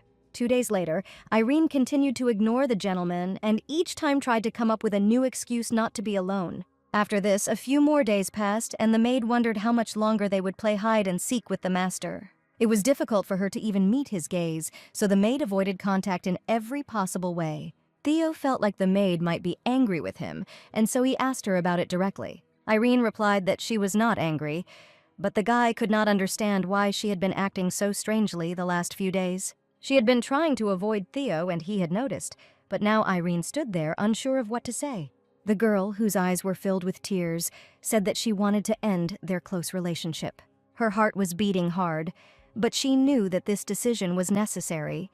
She understood that the decision to end the relationship would be hard for both of them, but she believed that it would be better and dreamed of each of them finding their happiness, even if it meant their separation. Theo did not bother her with questions. He lowered his eyes and said that the maid could go. With difficult feelings and tears in her eyes, she left the office and decided that now was the time to free herself from the burden that their forbidden relationship had long carried. She held in her hands the black handkerchief that the gentleman had given her at their first meeting and understood that from that moment on it was all over. She was in no position to cry, but she could not hold back the bitter tears of parting. Her tears flowed in a continuous stream, like a stream carrying away all her grief and pain. She felt her heart breaking into pieces, and every breath was a reminder that he was no longer a part of her life. Irene understood that separation was inevitable, but this did not make her suffering less acute. But now she was left alone, collecting the fragments of her heart and trying to come to terms with the new reality in which everything was bound to get better. She came to the butler and said that she wanted to do other work in the Imperial Palace. Irene asked to think about her request, and she has her own personal reasons for this decision. The man thought that the maid had settled in as the master's personal servant, but everything turned out differently. He said that he would think about her proposal and asked her to return to work as a servant. Irene knew she had done everything she could, and now all that was left was to extinguish her strong feelings for the master. Theo stood in the office and listened to Basil's latest report, on which he had given special instructions earlier. He reported that there were no rumors circulating around the palace, only that the master's servants had a good reputation, and that he knew how to find worthy workers. Theo was surprised. There was no gossip from her, but now it remained to find out why Irene continued to avoid him. Every time she passed by him, the maid did not raise her eyes and ignored the master. He felt like he was going crazy, because he couldn't even find out why the girl had such tear-stained eyes. Basil was silent for a moment and said, "In fact, there is another rumor about His Highness." There was a rumor in high society that Theo was going to marry a divine avatar. Perhaps the rumors were false, and someone was spreading them on purpose, and the young man did not know whether to tell such news to the gentleman. He noticed that the subject was acting suspiciously and asked again if there were any rumors about him. He was glad that the maid had rejected the master first and said that perhaps Theo had simply become boring to her. The young man was surprised and asked again if he really thought that Irene had ended her relationship with him just for that reason. Irene woke up early in the morning, but after yesterday she didn't want this day to come. The farewell ceremony took place in the temple. Lady Monet warned that there might be many ears there, and it was worth refraining from unnecessary conversations. Irene felt very awkward and wished that the day would end quickly. The chief priest stood next to the beautiful Lady Sonia and said that they were eagerly awaiting the arrival of the master. Theo was angry when he saw Sonia and didn't understand why this girl was here again. The priest reported that Sonia herself expressed a desire to attend the ceremony, and the emperor was very pleased with her honorable gesture. Theo was extremely insolent and indignant that he had to be there even on the day of his mother's funeral. The emperor asked Sonia not to worry, since the young man was simply having a hard day today, which is why he was behaving so rudely. Sonia smiled sweetly and said that she would be happy to honor the memory of the empress with Theo and support him. The guests were invited inside, but Irene was blocked by a priest who asked the girl to stop near the entrance. He warned that no one else could attend the farewell ceremony, and she would have to wait outside. Irene thought that perhaps this was a sign from above, showing that she should no longer approach His Highness and be near him. The maid went for a walk in the summer garden and met an acquaintance named Batin on the way, who recognized and greeted the maid. She said that His Highness was currently at a ceremony, and she would like to find a secluded place to pray in her free time. She was informed that the ceremony would take over an hour, and she would like to say a prayer to ease her soul.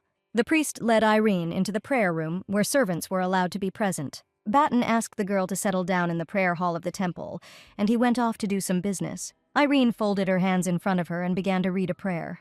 Her voice was heard by a young man lying on a bench with a book.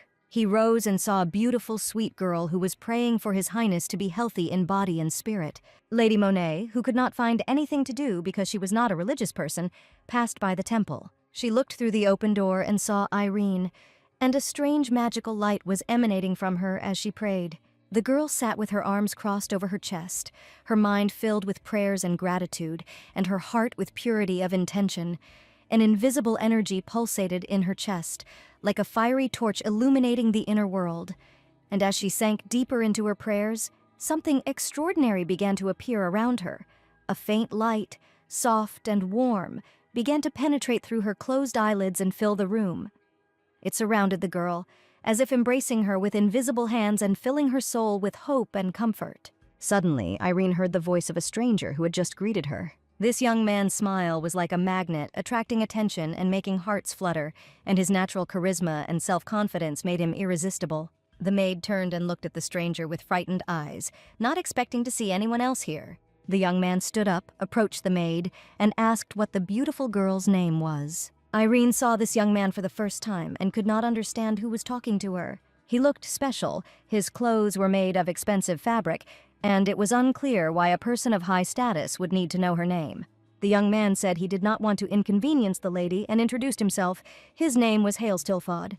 Aaron realized that the Tilfod family was one of the Marquis families of the Veronica Empire, and became the Marquis and head of the family when his predecessor suddenly died. She introduced herself as His Highness's chief servant and said that she had arrived for the ceremony. The young man offered his hand to the lady and asked if she would like to walk and talk with him in the street. They were walking along a forest road near the temple, and the guy said that they had chosen a wonderful place for a walk. Irene didn't look where she was going, tripped, and fell right on top of the stranger walking in front of her. The maid tried to move away from him quickly, thanked him for saving her, and said that she was fine.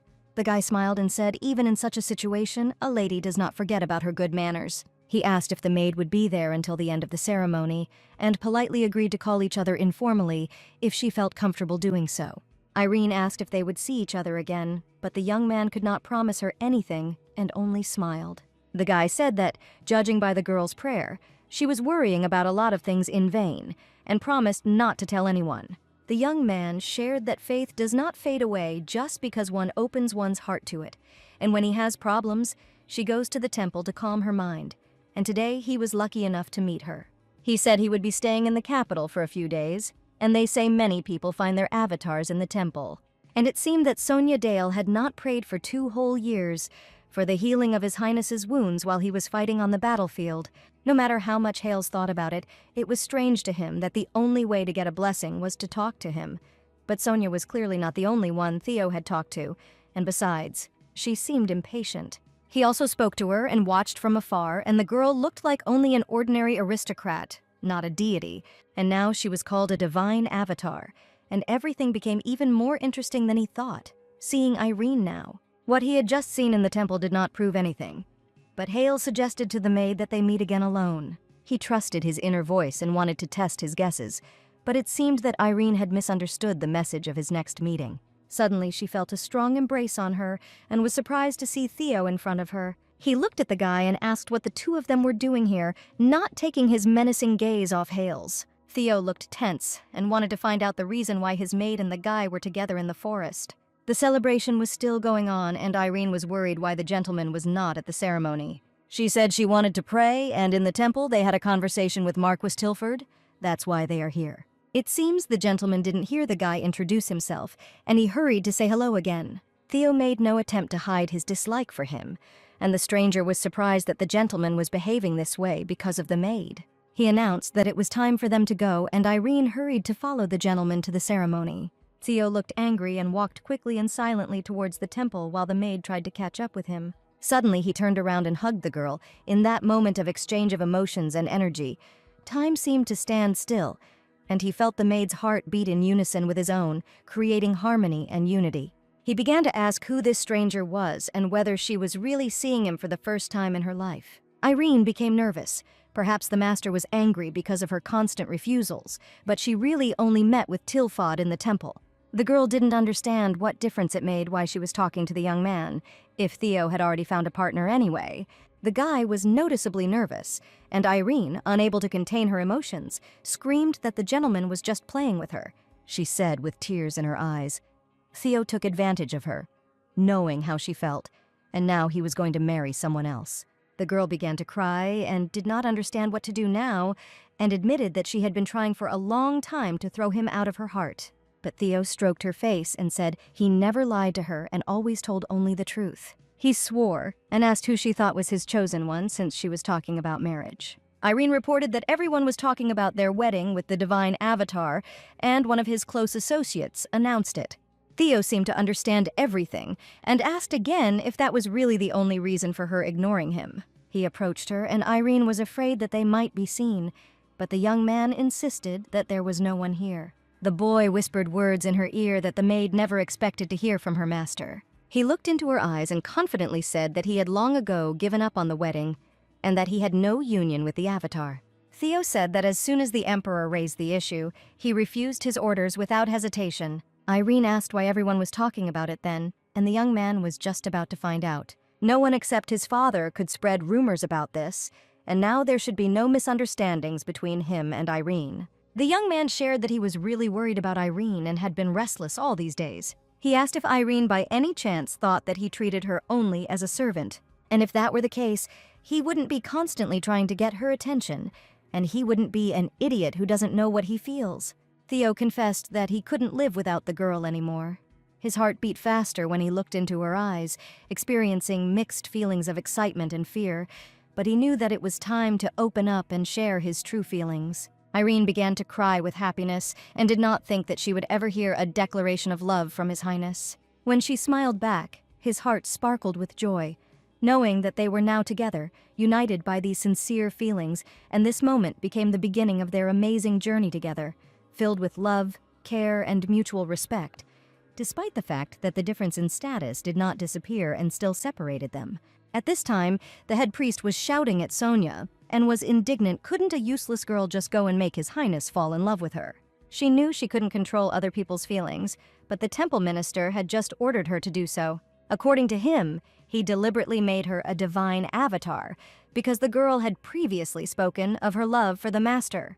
He asked her to figure out how to win Theo's heart and told her that he believed in her reasonable behavior. Hales rode in the carriage and thought about the ambiguous relationship between the maid and the master. Prince Theo was alarmed by his and Irene's walk, and their quarrel looked as if they were in love with each other, and the young man thought it was interesting, and he could take advantage of it. Irene brought the gentleman tea with sweets. He asked her to rest, but the girl insisted on the importance of work. Theo tried to persuade her to ask the servants to do the work, but the maid was uncomfortable asking others to do her duties. She turned around and said that she would better get it all done now and leave work early. Theo hugged the girl tightly and was glad that she would be able to finish early and be with him. The master did not stop tenderly kissing the maid, who tried with all her might to escape from his hands. Theo didn't want to let her go, and said that his heart was filled with strange sensations from her being nearby. The guy's eyes reflected genuine happiness and sincere emotions from communicating with Irene. He took her hand and placed it on his chest so that she could hear the frantic beating of his excited heart. His heart was really beating fast, and every moment with Irene was incredible for him. Lady Monet had been standing outside the door all this time and wondered if Irene was the master's real avatar. The next morning, the maid was busy with work and trying to carry away a huge stack of heavy papers. Monet wanted to follow the maid and make sure of their divine connection with the master. She was looking intently at Irene when Basil saw her and asked what the lady was doing there. It seemed that Monet had guessed that they had made peace with His Highness, and he had even stopped being angry at everyone. Basil guessed that this would probably all end badly, and he was sure that something was fishy about the situation. He said that it would be better not to draw conclusions until he figured it out, and Lady Monet agreed with his opinion and decided to find out everything. Irene was carrying a heavy stack of papers and couldn't see anything in front of her until she bumped into someone walking towards her. The folders with documents fell out of her hands, and the maid rushed to pick them up, but a young man came to her aid. She looked up and saw the Marquis standing in front of her, who said, "Now they met again." He helped Irene pick up all the documents and asked if she could handle such a heavy burden on her own. Hales asked her not to worry and whether she needed to take the documents to His Highness's office. Irene asked if the Marquis was not busy with anything, but he said that he still needed to meet with the master. He asked what was going on between her and Theo and seemed to be worried about their secret relationship. The young man turned everything into a joke and asked for forgiveness, but Irene looked very funny when she was nervous. He had planned to meet under different circumstances and had not expected that they would run into each other so suddenly, and said that the meeting was to take place when Irene herself wanted it. And if it was a coincidence, the meeting would then be inevitable. He said simple things in complex words, and when they approached the office, the maid asked for the documents and thanked him for his help. The Marquis smiled and said that he hoped for their next meeting soon in a different setting. Irene asked the guy not to address her so formally anymore, and he replied that he would think about her request. The girl looked after the young man for a while and thought that this man looked rather strange. She had been wrong to assume that meetings with the Marquis would be rare, but from then on he had been constantly appearing on her path. Irene didn't understand what the young man was trying to prove, but this time he admitted that he was interested in her. And it was rather strange that she did not understand this at once and did not notice the signs of attention that Hales showed. Irene looked at the guy in surprise.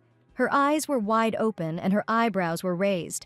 Her gaze reflected a mixture of surprise, bewilderment, and curiosity, and her lips were slightly parted, as if she was ready to express her surprise, but the words were stuck somewhere on the edge of silence. She turned away and said that she would pretend that she had not heard the words that the young man had just spoken. The guy seemed to have impressed her by causing such a reaction, and he asked why the lady was reacting like that. Irene was confident in her feelings and knew perfectly well that she had been partial to the gentleman for a long time, so she wished the young man a good day and hurried away.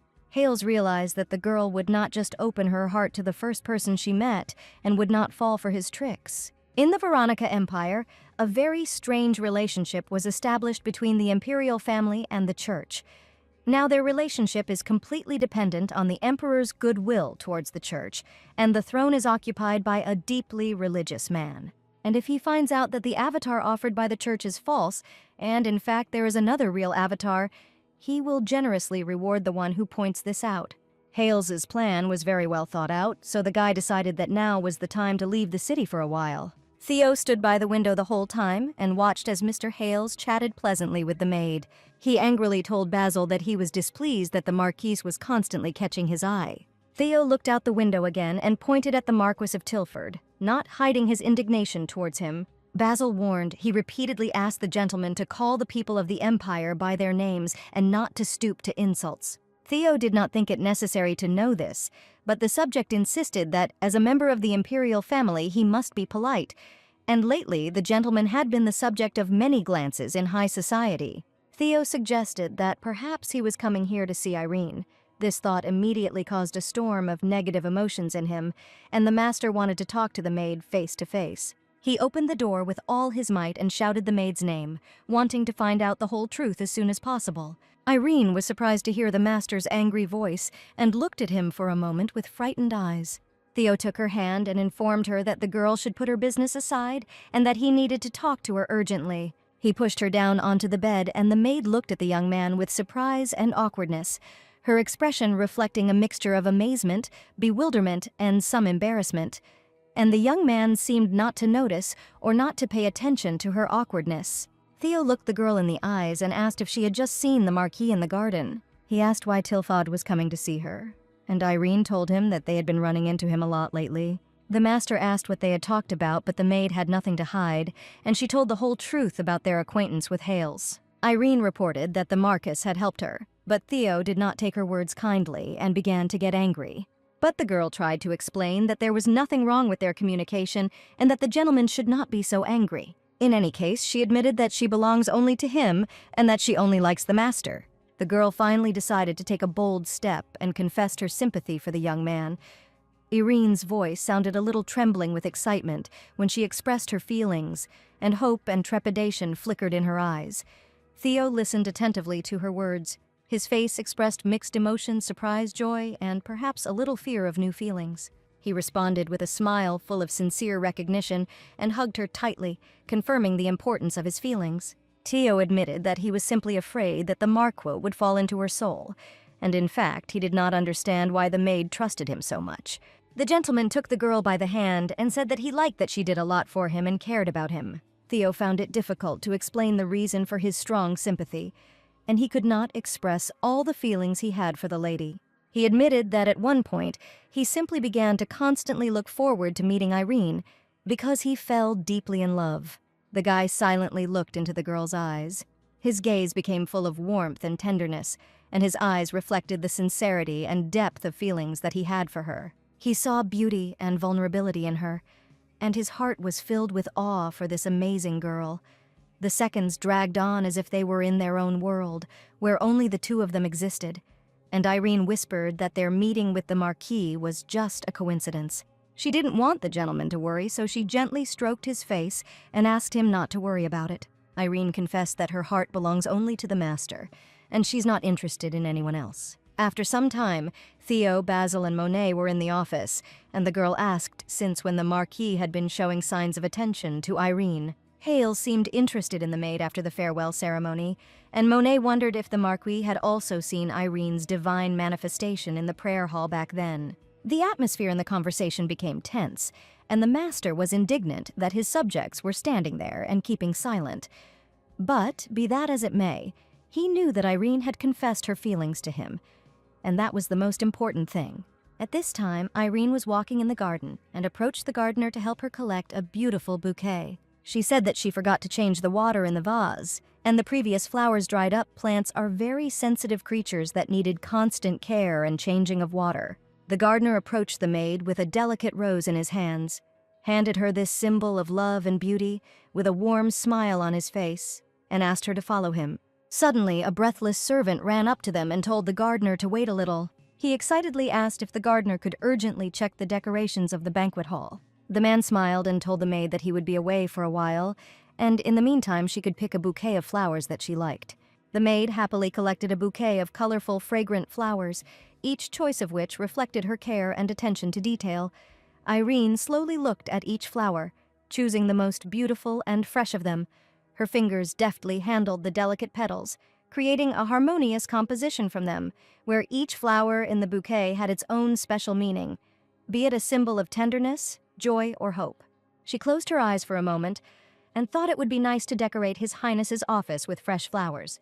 But her thoughts were interrupted by Hales's voice, who had once again accidentally appeared next to her. Irene was frightened by such a sudden appearance, but pulled herself together and greeted the Marquis. He asked what the lady was doing there, and the maid replied that she had come here to pick a bouquet of flowers. The guy watched her work calmly, not wanting to distract her, but at the same time he silently expressed his admiration, his eyes shining with recognition that the young girl was capable of creating something special and beautiful even in such ordinary moments.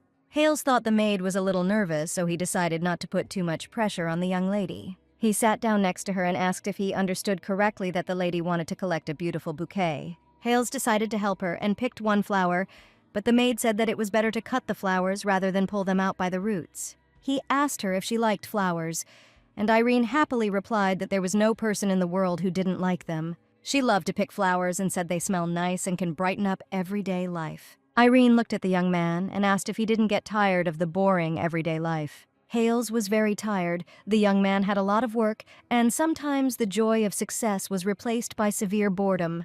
The maid told him with a happy smile how pleasantly the roses smelled, and the Marquis suddenly felt a strange excitement inside while he was next to the beautiful girl. Irene loved plants and treated them with care, so she really wanted to show the beauty of flowers to someone else. She cut a red rose for the Marquis and said that now she hoped that he would stop being so indifferent to plants. The maid took the collected bouquet in her hands and said that it was time for her to go, because she still had a lot of things to do. Her smile brightened as the young man accepted her rose with tenderness and gratitude, and the moment was filled with mutual respect and joy from simple but meaningful gestures of attention. Irene turned around and announced that it was time for her to leave, leaving the young man alone with his overwhelming feelings of warmth and joy. On the way, the maid was met by a familiar servant who asked where she had been for so long. She looked excited and said that the same girl who was at the ceremony had arrived. Irene didn't immediately understand who they were talking about, but judging by the frightened maid, she realized that someone very important had arrived. She turned out to be right. A deuce arrived at the palace, who was appointed as the divine avatar of the master. Theo sat in his office, his hands folded, asking why the young lady had come to his palace. Sonia smiled sweetly and said that she felt that she and the gentleman had not been able to say goodbye properly that time at the ceremony. She wanted to see Theo and talk to him in person because they now had a special relationship. The young man was clearly not happy to meet her, and Sonia was worried that the gentleman did not like the fact that she had visited him with good intentions. Theo spoke rudely. Now it doesn't matter whether he likes her visit or not. Sonia felt awkward talking, but she wanted to discuss the ceremony and admitted that she wanted to improve her relationship with the gentleman. Almost immediately after graduating from the academy, she joined the temple outside the temple. Sonia was an ordinary girl, but in the church itself, she always occupied a low position, so she was treated poorly. Her usual days were hard, and one day the girl's life suddenly changed when someone threw a ball at her. Sonia then got scared and closed her eyes, seeing a ball flying out of nowhere straight at her head. At that moment, Theo stood up for the girl and shouted menacingly that you can't throw balls at people. Since then, Theo has become a special person for Sonia, because she saw support and care in him. And now she has become his special divine avatar, and it will take a little effort for the young master to finally notice her and begin to perceive her as a girl. Sonia was a polite and pleasant lady, and with a smile on her face, she said that she had come to see His Highness. Irene knocked on the door with a tray and told the gentleman that she had brought hot tea. The maid felt awkward when she saw Sonia, and it was obvious that she was trying to show her master some attention. Now Irene and Sonia were in the same office, and Theo loudly declared that he was not going to marry her, so that the maid could hear it live and not doubt his words anymore. He asked Sonia not to count on their close relationship, and Irene was very surprised to hear this. Theo said that he and Sonia had discussed everything, and that she should leave his office since the conversation between them was over. He said that he was very busy, and at that moment Sonia was very upset by the gentleman's rude behavior. Sonia could not order her heart not to feel feelings for the master, but she could not force another person to feel sympathy for her. Irene saw that the divine avatar wanted to be with Prince Theo, but his refusals made the girl cry. When she cried, she reminded Irene of her condition a few days ago, but the maid understood that the lady only wanted to find her happiness. Theo waited until Irene was alone in the office. He noticed that the maid looked very sad. He asked if everything was okay with her, but the girl did not want to lie to him and admitted that she was upset. The gentleman took the tray from her hands and asked if it was because he had just been with Sonia. His lips gently touched the girl's hand, causing her to tremble and feel slightly agitated. He looked into her eyes, saw surprise and embarrassment in them, and asked if she was jealous. Theo continued to kiss her hand and said that he would never marry Sonia, even though it was the Emperor's will. They looked into each other's eyes as if their whole soul was hidden in these eyes. Their glances reflected mutual tenderness, warmth, and understanding, and words became unnecessary at that moment. Since all feelings were transmitted through glances and touches, they believed that their love would be stronger than any life trials, because when two people so unconditionally believe in their feelings, then nothing can interfere with them. Irene admitted that she was indeed very jealous when she found out that Sonia had come to visit Theo. But the maid understood perfectly well what the girl was feeling, whose feelings remained completely unrequited. She admitted that she felt great happiness, because the gentleman felt sincere sympathy for her. He lifted her into his arms like a soft feather, and her heart beat in time with his touch, their eyes meeting in an instant, as if they were on the edge between worlds, where time slowed down to capture every moment and every breath. In this moment when their souls became one, Theo saw a whole world of secrets and passions in Irene's eyes and smiled, feeling the pulsation of her heart in his hands, and she responded to him with the same warmth of her gaze, and their contact was not only physical, it penetrated deeper, to the very core of their being, uniting them with the magic of inexpressible affection. The next day, the prince went straight to the emperor to talk about the strange rumors circulating in the palace. His Highness was surprised to see his son, who was clearly in the mood for a serious conversation. He told about the rumors about his imminent wedding that were spread by the emperor's subordinates. Theo came closer to his father and once again announced that he was not going to marry the divine avatar Sonia. His Highness did not want to create a conflict with his son, so he tried to behave with restraint. The young man did not understand why his father had asked him earlier to think about the proposal, but he himself was already sure that they would get married. But the father insisted that the son should be grateful to the avatar, thanks to whom he is now in perfect health. The emperor was sure that Theo would be better off marrying a divine avatar rather than doing whatever he wanted. When his mother died, the emperor took care of his son with great love and did everything in his power to make the boy's life happy. Theo understood that when his father heard the prediction about his son's imminent death, it was very difficult for him. But now he has admitted that he wants something different in his life and is following the call of his heart, not calculation. Perhaps earlier he would have agreed to fulfill his father's will, but now Theo could not leave the girl for whom he had strong feelings. After meeting Irene, his life changed, and he could not imagine his future without her. Theo didn't lie and confessed to his father that he already had a lover, so he was against marrying another girl. But he said that for now he was forced to keep her name a secret and promised to introduce them in the near future. The emperor understood that he could not force marriage on his son and make him love another girl. Theo asked him to inform the church that he did not agree with their decision and would not be sealing the alliance with the avatar. Monet was expecting Theo to arrive from the emperor to discuss an important matter and asked how the conversation had gone. The gentleman suddenly turned and asked what she thought about his wedding with Irene. Monet was surprised that Theo told his Highness everything, but he warned his father not to know who Irene was. He was a little afraid that the emperor might react angrily, and this would complicate the girl's life. Monet confirmed his fears, and the aristocrats could also interfere in her fate, even to the point of expulsion from the palace. She believed that not everyone in the palace held such noble views as the master. Perhaps Theo will be able to persuade his father, but will he be able to marry the maid if the entire aristocracy is against their union? Irene only opened her heart to him, but the problems did not end. He didn't expect that there would be so many complications due to the difference in status and their relationship. But Monet offered his Highness a way to solve this problem, and Theo looked at her with interest. Monet said she recently saw Irene praying in the temple, and something strange happened. Theo interrupted the girl's words and said that one curious puppy had been an eyesore for several days. Monet agreed. She and Tilfad had started seeing each other a lot lately, which was very strange. Theo immediately realized that he was not just walking around the garden, but was specifically looking for the maid. Monet suggested asking the Marquis personally why he was constantly hanging around her, but the lady first wanted to see how this sly fellow would behave further with Irene, and then everything would immediately become clear. Hales approached the maid, who was surprised that the Marquis was also in the garden today. The Marquis, with a smile on his face and sparkling eyes, asked the girl with interest how she was doing, and his questions were attentive and his comments were thoughtful, as if he was eager to learn more about her, her dreams, aspirations, and hobbies. Irene was surprised when the young man told her that the flower she gave him was very beautiful, and he put it in his office. He smiled and said that he could not throw away what a young girl had given him with a kind heart. Irene was delighted and began to tell how she tried to propagate flowers by cuttings. She showed a pot with a flower and explained that in order to grow a new flower, you need to plant a branch of the plant again. Hales leaned closer to the girl, pretending to examine the flower, and the lady immediately became embarrassed by such unexpected closeness.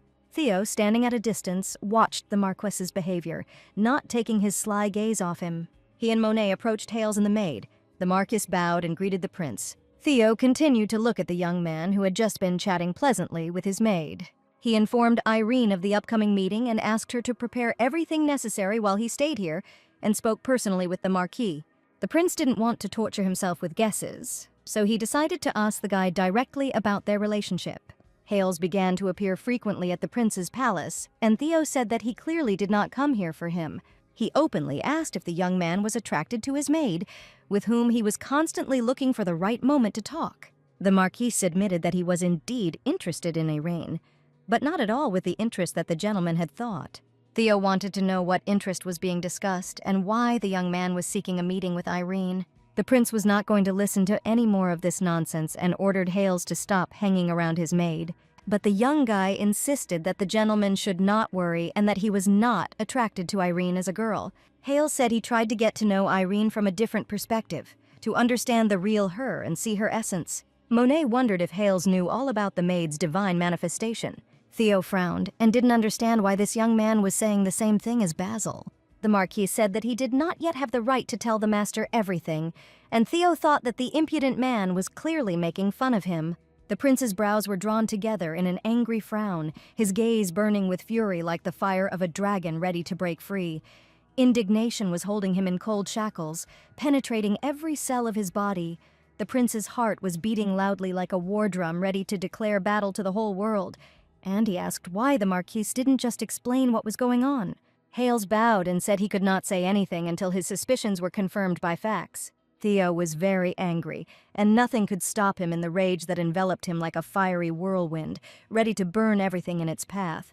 Hales asked him to forgive him and would actually be happy if Irene turned out to be a divine avatar. But he had to understand this himself before informing the royal house. If he hurried, he could be destroyed not only by his own family, but also by the church, so the young man was not going to act thoughtlessly. After the conversation, Theo entered the palace and angrily punched the wall, not understanding why the Marquis and Basil suspected the servant of something. Monet was no longer going to hide information from the gentleman and said that she urgently needed to talk to him. The gentleman asked how important the conversation was and suggested that the girl talk later. But Monet was indignant the conversation had to take place right now, and there was no time to put it off any longer. At first, she asked for forgiveness and said that she initially could not believe what she saw. But I must say, it is not without reason that the Marquis doubts Irene, which is why he treats her so closely. She tried for a long time to understand what kind of person Irene really was. It happened at the farewell ceremony when she looked into the temple and saw a servant there. She said that she found Irene praying, and it was as if butterflies were flying around her. There was a lot of magical light around her, and it was like a miracle, as if a sign of revelation had appeared. Theo thought and listened attentively to everything that Lady Monet told him, confident in the unusualness of the simple girl. Basil described how this sign manifested itself, and that magical light was very similar to the description. Theo cried out. Did the Marquis also see everything and was in the prayer temple that day? Judging by what the Marquis said, it became clear that he also saw Irene that day, and that is why he now hangs around her so often. He decided to get closer to her immediately after he saw the sign of revelation, so now he relentlessly pursues the girl. Monet reported that at that moment the maid was sitting in the prayer hall and praying sincerely. Theo thought it was strange that the maid knew the ancient language of Almata, and that day she quickly read the letter from the church. Now the gentleman frankly did not know who the maid really was, and there were already too many different opinions circulating about her. But Theo knew it was too early to jump to conclusions and consider Irene's behavior suspicious. He decided to ask Basil his opinion on the matter, since he was one of the first to suspect something about the maid. He said that Basil thought the girl was a church spy, and that if Irene found out about it, she would be very upset. Theo warned that Basil should not know about this yet, and the only important thing was that such phenomena were indeed unusual. The gentleman was indignant that he was the last to know about everything, and decided not to miss the next meeting with the Marquis. Irene was very afraid that the situation could get even worse, and hoped that the conversation with the Emperor went well, since there was no news on this matter yet. She was very worried, but tried to reassure herself that everything was probably not as bad as she thought. In fact, the girl had done nothing wrong, but for some reason she now felt extremely disgusting. She felt the prince's sympathy and did not want to lose him because of some misunderstanding. Suddenly, she saw Sonia in the corridor, standing near the window and looking thoughtfully into the distance. She seemed to want to see Theo again and asked where the prince was now. Irene reported that His Highness was currently busy and had not warned them of their upcoming meeting. The maid said that the master was now at an important meeting and suddenly felt strange that she was left alone with Sonia. Sonia asked if perhaps the gentleman was avoiding her, but Irene convinced her that she was wrong. She suggested that the maid wait for him with her so that she would not be so bored in the agonizing wait. Now that she had seen the divine avatar, Irene realized that even if the prince liked her, he would never marry a commoner. Beautiful Sonia smiled, and sparks of joy played in her eyes, like stars in the night sky. Her smile was like a gentle breeze, bringing freshness and joy to everyone around, and at that moment it seemed that the whole world was filled with light and warmth. She offered to talk to Irene, but the maid preferred to accompany Sonia to His Highness's office. The girl was upset by Sonia's appearance and felt very stupid, leading the girl straight into the master's office. When the prince drove her away, she declared that she could not accept refusal, and so she appeared at the palace again. Irene suggested that the lady sit and wait a little while until His Highness finished his meeting. Sonia politely thanked the girl for her care and attention and agreed to wait a little. She said she remembered Irene on the day she brought tea, and that was when a lot of things happened. Sonia said that she regretted that she never tried the tea prepared by the maid. She asked if Irene was really His Highness's closest maid and wanted to know something from her. It seemed that the maid knew the master well, and Sonia decided to turn to her for help. She was curious to know Theo's preferences, and Irene thought about her question for a moment. She was silent for a while and realized that she didn't even know and wasn't interested in what the gentleman liked. She was embarrassed and said he liked tea, but she couldn't think of anything else about his hobbies and tastes. She liked the prince so much, but the girl didn't even know anything about his favorite things or activities. She was upset, which means her feelings are not that strong, and this sweet girl is so attentive to every little thing. Irene felt nervous and trembling, so she wanted to leave quickly and said that she would go and find out the end time of the meeting. The maid noticed that Sonia was not hiding her curiosity and continued to be interested in the master, and she and he seemed to be from different worlds. The maid walked slowly, tormented by thoughts, but suddenly a man's hand stopped her. It was Theo, who in an instant embraced the sweet girl and held her tightly to himself. Irene was scared, but the young man immediately rushed to reassure her no one would see them here. The meeting had long since ended, and all the invited guests had already left, so they were completely alone. To make sure the lady didn't worry, they went into the gentleman's office, and he asked her to come closer. He was interested in what the girl was doing. She sat on his lap and was worried that she needed to warn the gentleman that Sonia Dale was waiting for him.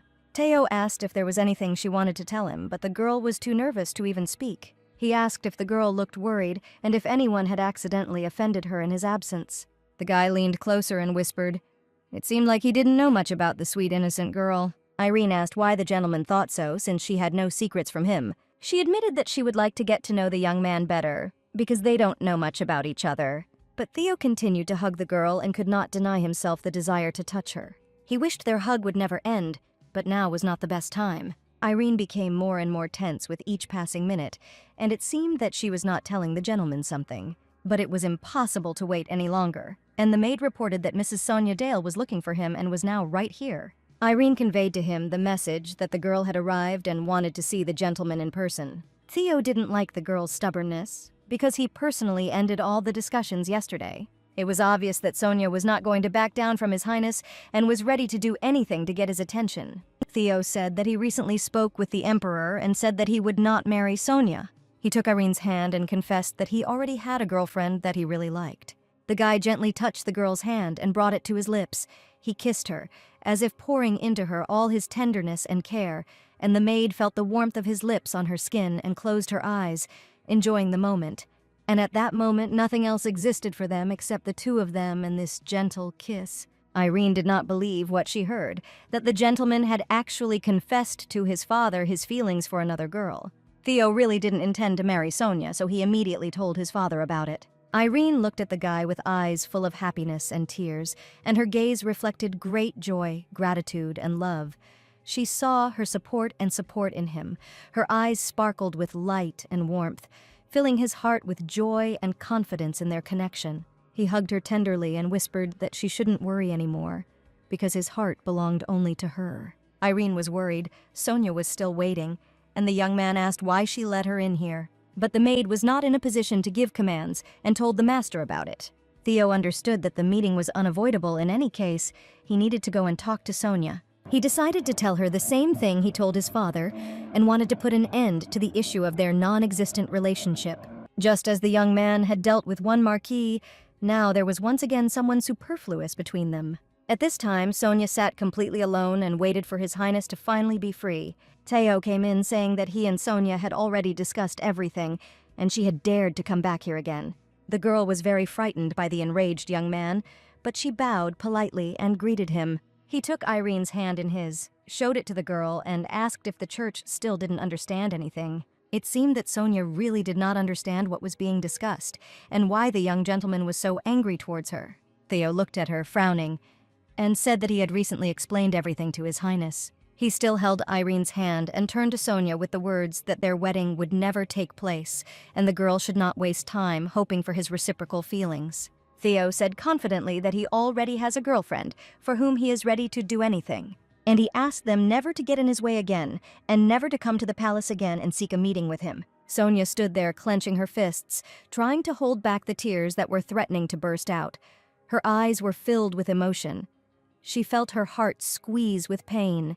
She tried to maintain her composure, but it was impossible to hide the anxiety that was taking hold of her, and a slight shudder ran through her body as she took a deep breath, trying to hold herself back from crying. In her opinion, the gentleman acts very ruthlessly and for some reason considers her a nuisance. Sonia asked if His Highness would allow the master to have relations with the servant. She thought she shouldn't worry, but it turned out Theo had no intention of marrying the girl. And all this time, while she was hoping for a relationship and looking for a meeting, the prince was actually busy with someone else. Sonia looked at him with worried eyes and asked him to think again about his relationship with the church. Theo wasn't going to listen to a stranger trying to tell him what to do. He asked the girl not to think about intimidating him anymore with the church and the failed relationship with her. The prince turned around and warned that this was their last meeting and the lady had better leave the palace. Sonia couldn't stand the gentleman's rudeness and screamed, "They are connected by fate, and Theo has no right to act like this." Moreover, she was his divine avatar who was personally appointed by the church. Theo said the girl could use the title as much as she wanted, and promised not to limit her powers regarding the church. Irene was worried about Sonia, who looked very upset after a tense conversation with the gentleman. The prince and the maid walked to the study door, and Theo once again informed Sonia that they would never marry. She considered the prince a wise man who had once saved her life, and she was sure of the opposite. Their marriage could not fail. Theo tightened his grip on Irene's hand, who was completely unprepared for what was happening now. He asked the girl for forgiveness and said that he had already explained everything to her and the decision had been made long ago. Sonia began to get angry and did not want to be rejected, especially in such an impudent manner. Her face suddenly changed, and the girl confidently declared that the gentleman would regret what he had just done. They left the office, and Irene immediately asked if everything was okay with His Highness. Theo hugged the maid and said that he had done a great job and was doing everything right despite the obstacles. Irene looked at the gentleman with concern and confirmed that he was coping well with difficulties. In fact, the maid was very worried their union could lead to discord between the imperial family and the church. The girl considered Theo's actions to be very serious and did not expect that everything would happen so quickly. The young man reassured Irene sooner or later he would have to admit to their relationship and take a responsible step. Theo hugged the maid and was ready to do anything to make sure that she was happy with him and lived in peace. The girl's eyes showed sincere intentions, and she was happy simply because the master loved and respected her. He slowly leaned towards her, and their lips came together in a tender kiss. At that moment, the whole world seemed to stop, as if eternity penetrated their hearts. He hugged her tightly, as if he wanted to say all his feelings without words. In their embrace, there was no place for pain and anxiety, only love and tenderness that filled their hearts to the brim. At that moment, they forgot about everything in the world, because only in each other's arms did they find their true happiness. That evening, lying in bed, Theo once again admitted that he would never marry Sonia, and the girl did not need to worry about it, and he even had a worthy contender for the avatar. That evening, Hale sat in his study and looked at the red rose the maid had given him in the garden. For some reason, he couldn't find a place for himself and constantly thought about Irene, who seemed to melt his heart in an instant. Theo hugged Irene in bed and asked if the girl was tired of his endless kisses. Now he had the right to ask her for one favor, Theo said. The girl should stop communicating with the Marquis. But being a servant, Irene could not refuse the Marquis, given her position and his high status. Theo insisted that she come up with some kind of excuse, and Irene was starting to get nervous. He asked for his sake to tell the Marquis that the gentleman was personally against their communication, so that he would stop pestering the girl. The prince didn't want to see them together anymore and watch how this bastard continued to flirt with her. Irene didn't know the Marquise's reasons for doing this, but she didn't want Theo to be nervous and worried.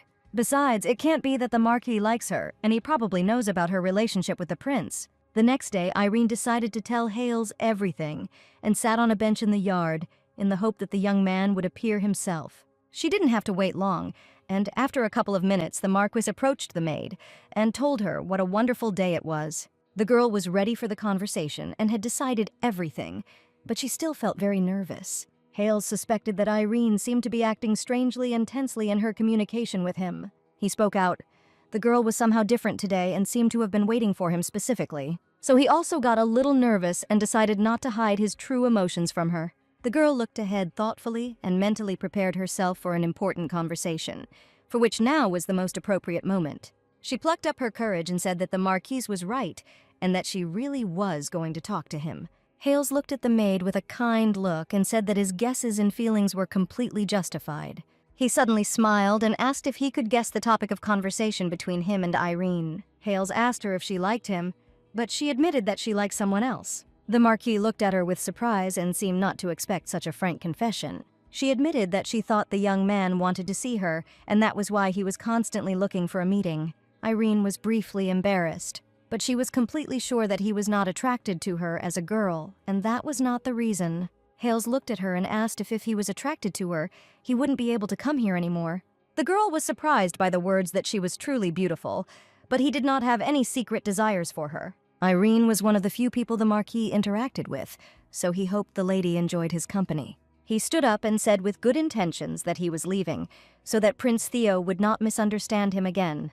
The maid thanked the young man for listening and correctly understanding the course of her thoughts. Hales looked a little upset, and Irene was worried if he was okay. Now the maid was going to talk to His Highness, who had been a little harsh lately, and hoped that from now on his jealousy would pass. She knocked and entered Theo's office to tell him about the conversation she had had with the Marquis. Irene did not immediately notice the prince, who sat silently in his chair and did not answer her. The prince had apparently been very tired in recent days, so he was fast asleep at his workplace. The girl noticed that the young man looked very tired and did not even wake up when she appeared. Irene gently stroked the gentleman's hair and felt that she was very pleased to look at the young man. She decided not to disturb the gentleman and give him some time to rest from his constant affairs. But the next moment, the girl jumped away from the guy, who suddenly woke up and spoke. He enjoyed the girl's touch, and he did not hide the pleasant sensations. He put his arm around the maid and said that he really liked it when she gently stroked his hair. In fact, he woke up as soon as she entered, but he didn't want to open his eyes because he was very tired. And I just wanted to open my eyes and see Irene's beautiful face next to me first. She said that Theo should become even better after her words, which she came specially to tell. Irene smiled and said proudly that she had just told the Marquis that she had a loved one and that she did not need his company. Theo was very surprised when he found out that the Marquis was not even persistent and did not try to convince the girl. It was obvious that the prince was very happy with this news. He kissed the maid and said very important words. The guy's heart was beating so hard that he was sure it was ready to jump out of his chest. Theo stood in front of her, looking into her eyes, full of warmth and tenderness.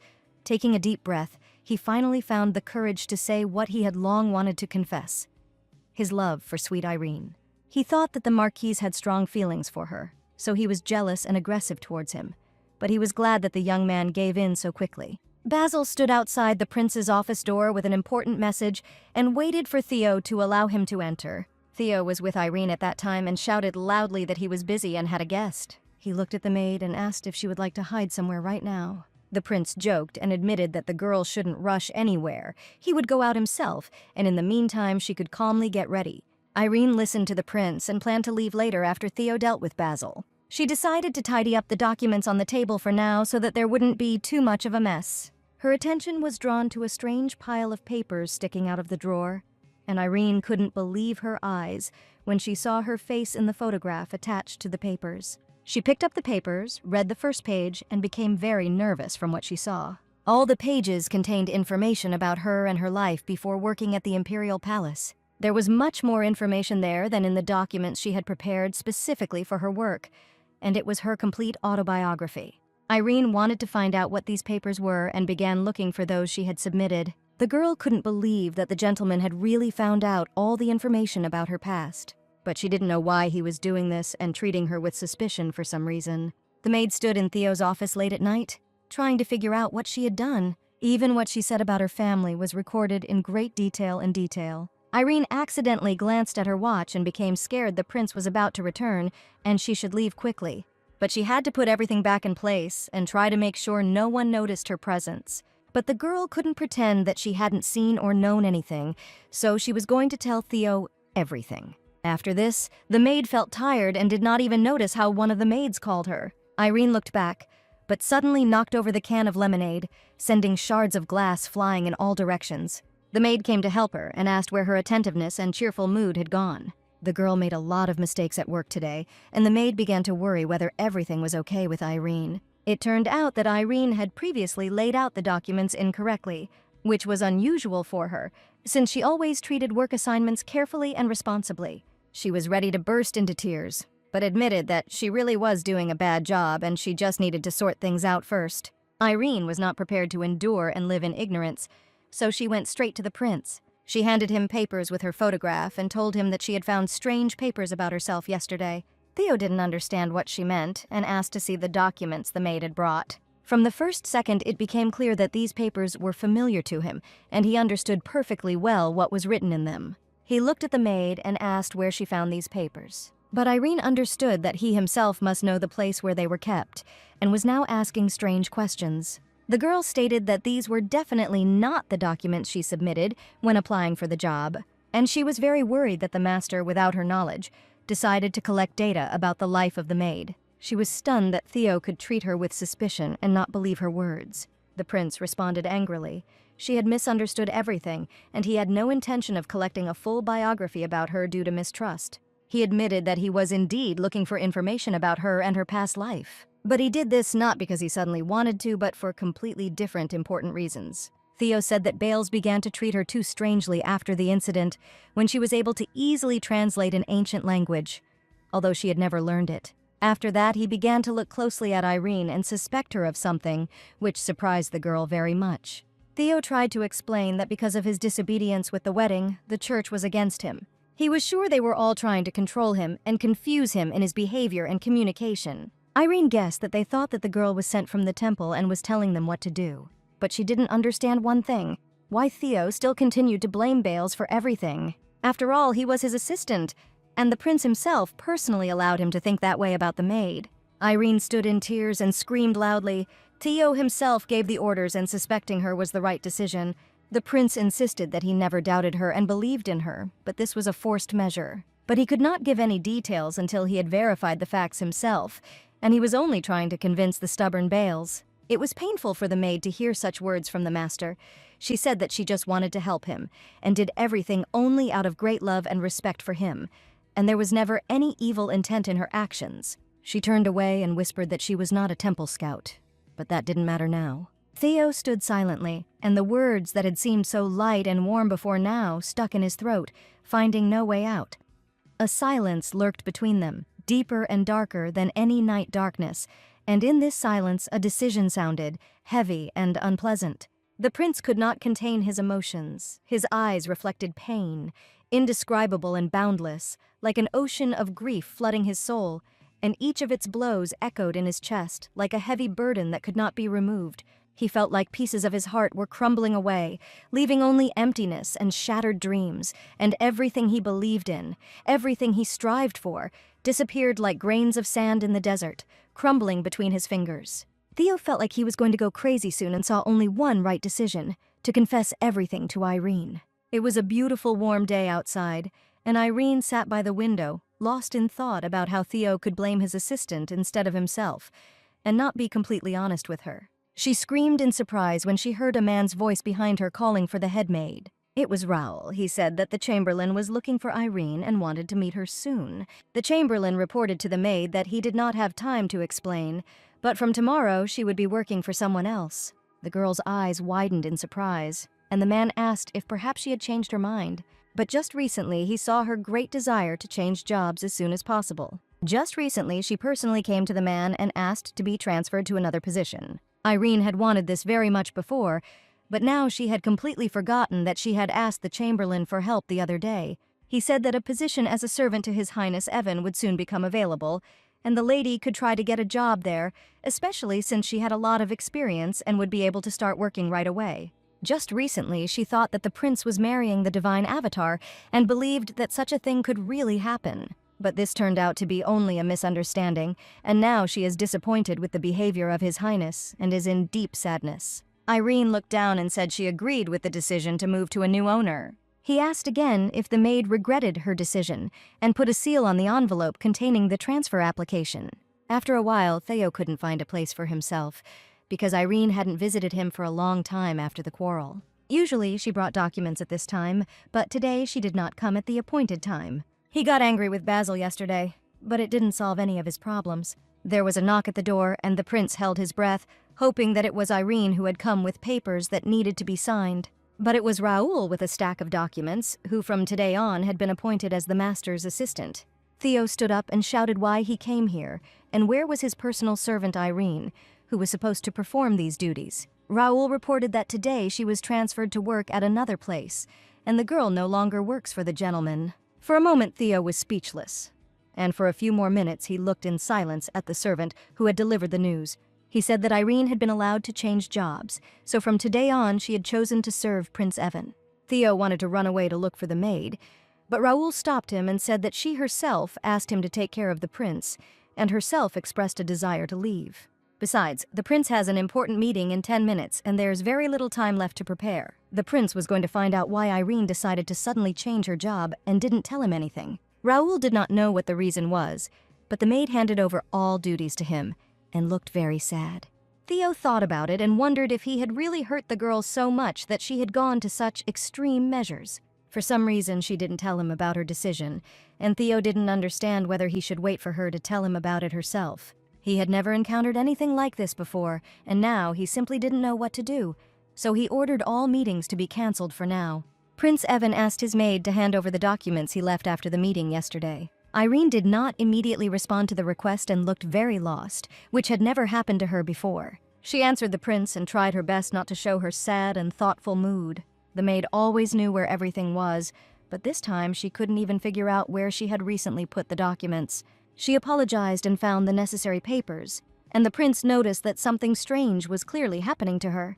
He said that he was very glad to see Irene back among his servants, who always did an excellent job. Evan guessed that asshole Theo was probably really bothering the girl, and it was good that she didn't decide to quit completely, because he would be very sorry to lose such a valuable and worthy employee. In fact, he was interested in what happened between the maid and the prince, because he was then very rebellious and asked to bring Irene to him. And now she came back from him in a terrible mood, but Evan was still very happy and Irene would help him again. That was their first meeting, and Theo, who had never seemed greedy, suddenly zealously wanted to take the man to himself. It was obvious to Evan that he liked her as a girl, but what happened between them remained a mystery to him. He had sent her on purpose and hoped that they would get along, and now he felt guilty because part of the responsibility lay with him. Evan said the maid hadn't worked for him for 4 months and probably wanted to rest, judging by the girl's mood. His Highness Evan was not picky, and it was wonderful to get to him again. Otherwise, the girl might have had problems, but Irene still could not collect herself and come to her senses, that she did not even notice how she ran into the Marquise in the garden. He immediately admitted that this time their meeting really was just a coincidence. Irene laughed because she didn't even have time to say anything, but apparently the young man saw her fear and decided to clear up all the misunderstandings at once. He asked the girl what she was doing in the garden, and she said that she was heading to see His Highness. He was surprised to hear that the maid no longer worked for Prince Theo, but was Evan's personal servant. Suddenly, in the distance, she saw Prince Theo, who was walking confidently with Lady Monet on some business. Irene grabbed the Marquis by the hand and hurried to hide behind the first nearby column before the master saw her. A whole week had passed since they had last seen each other, and the prince seemed to be perfectly fine without her. Hales asked why they were hiding, and Irene looked at him with frightened eyes. She tried to joke that the sun was shining brightly, but she carefully watched the gentleman. She understood perfectly well that she wouldn't be able to run away from him like that every time, and that someday they would have to talk. Hales asked the maid to spare him a little time and said that he wanted to invite the lady to an interesting place. Breathing in the fresh scent of blooming roses and jasmine, the maid found herself in a magical corner, a blooming garden, where each flower seemed to perform its own melody of life. Her steps were light, like a dance on the petals of roses that melted under her, leaving traces of their delicate fragrance and closing her eyes. She immersed herself in the world of nature, listening to the whisper of leaves and the singing of birds, which seemed to tell her about the greatness of this place. The maid felt her soul filled with peace and tranquility, as if every flower in this garden brought her a piece of its invisible power. Harmony sounded in her heart, penetrating every cell of her being, and with every breath she absorbed the energy of the garden and was filled with its strength and life inspiration. She admitted that she had never gone so deep into the garden because servants were not allowed to be there without permission. He was glad that the girl liked the garden and asked her to tell him what happened between her and Theo. Hales was aware of their relationship, and Irene was dumbfounded to hear that her connection with the master was no secret to everyone. Irene became nervous, and the Marquis immediately promised that he would not tell anyone anything, and that she should not worry. She said that she and Theo first met several years ago, and that was the day they met. It was about 3 years ago when she was sitting on a bench after a banquet that didn't involve working barefoot. Hales found this strange because 3 years ago the gentleman was still at war and could not meet her. Irene said they met before Theo went to war, and most likely doesn't even remember the incident. Their next meeting took place when the Crown Prince returned from treatment, and she was so surprised to see him. Irene spoke of their first meeting with great inspiration, and recalled how her heart almost jumped out of her chest that day. Hales thought that the prince's divine avatar had supposedly been blessed. Theo was in the temple because of an injury. But it turned out that Irene had met the prince before Sonia. He didn't want to admit it, but from the moment they met, everything around him spoke and pointed to the fact that she was a true divine avatar. And only thanks to the meeting with Irene then, on the bench, Theo was able to survive the bloody battle. Was the church really so sure that his real avatar would not make itself known? In any case, it all boiled down to the fact that they wanted to get rid of him at any manifestation of the divine avatar. Hales thought about what would happen if he told the royal family about everything.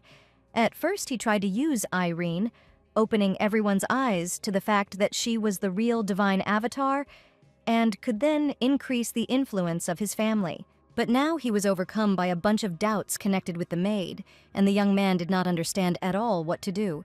And all just because he liked her, and the young man only recently realized this himself. But there was no guarantee that Irene would become just a pawn in political games when he revealed the secret of her divine manifestation. What if she got into trouble because of the temple's machinations? In any case, Hales first needed to know all the weak points of the church. He suddenly told the girl that she was a very special person, and now all words were superfluous. In her hands was a bouquet that Irene had picked in the garden, and the Marquise had told her to be sure to take them with her. He thanked the maid for the walk and said that he had to hurry on important business. Last time the lady was a little rude to the Marquis, but he understood everything, and today he took her to such a beautiful place. Irene was informed that a letter had arrived from home, but she had not received letters for a long time, and the mail was not due until the end of the month, and something could probably have happened at home. Monet brought the prince important papers that he urgently needed to sign. He asked again what he needed to do and promised to listen carefully to Monet this time. Theo took a sip of tea and slammed the mug on the table, shouting that Raoul couldn't even make tea properly. Monet asked him not to scold the servant, who was just as constantly busy with business as the prince. Monet asked him if he felt sorry for Basil, whom he had not allowed into his office for several days. But Theo only said mysteriously that he would have thrown him out of the palace altogether, and that he was putting papers in the wrong place. The girl asked if the prince would like to talk to him personally before punishing him. If he could have done otherwise, he would have done so, and he thought that Irene herself had asked for a transfer to another position, and she decided to stay away from him. Theo wanted to talk to her all this time, but was afraid that it could only get worse. And now he sadly admitted that Irene no longer belonged to him, and from that moment on, it was all over. Monet smiled and said that she was always surprised by how the master fought bravely on the battlefield but knew absolutely nothing about relationships. Theo asked if she had asked Basil his opinion about the maid, and about her divine manifestation, and about how ordinary Irene looked like a divine avatar. Monet said that she'd been very busy lately, so she completely forgot to tell her. She promised to do everything right away, and a couple of minutes later, an enraged Basil, stunned by the news, burst into the office. Theo said that the maid had shown signs of divine manifestation. Lady Monet had noticed this, and she was completely confident in the authenticity of what she had seen. This meant that the simple servant Irene was probably blessed by the heavens themselves. Basil guessed that she could be an avatar, and now it became clear why she was able to quickly read the ancient language, and the veracity of their version could only be verified at a ceremony in the church, and if everything was really so, a sign would appear on her body. But it was unclear what would happen to the divine avatar assigned by the church. None of those present knew whether there were any traces of divine manifestation on Sonia's body. Basil heard that the church held a private ceremony, and it was as if a mark appeared on the avatar's body, but they don't know if this is true. It was strange, the celebration that the temple wanted to hold was held secretly, and the Marquis actually turned out to be an observant guy. Theo stood up from the table and shouted loudly for them to immediately find and bring Irene here, so that they could finally explain everything to her. Until this point, Theo had no interest in what the temple was doing, but if it was about Irene, things would be different. Theo hurried to escort him to the maid's quarters, but there was no one in the room, and there was only one letter on the table. The prince received unexpected news the maid had recently quit and was no longer working in the imperial palace. And Theo couldn't believe that Irene had just up and left him without explaining anything. Not long before, Irene had spoken to Evan, who wanted to know why the maid had decided to quit. It was obvious that the girl found it difficult to name the real reason, and she thought for a long time before answering. Irene has younger sisters and brothers, and her mother is chronically ill, and she recently learned that her illness has worsened. He asked why, in that case, the lady couldn't just take a few days off instead of quitting. Irene became worried. She did not know when she would be able to return back and continue working, and Evan promised to prepare a carriage for her to return to her home. Irene held a black handkerchief in her hands and cried that she had never told His Highness about her departure.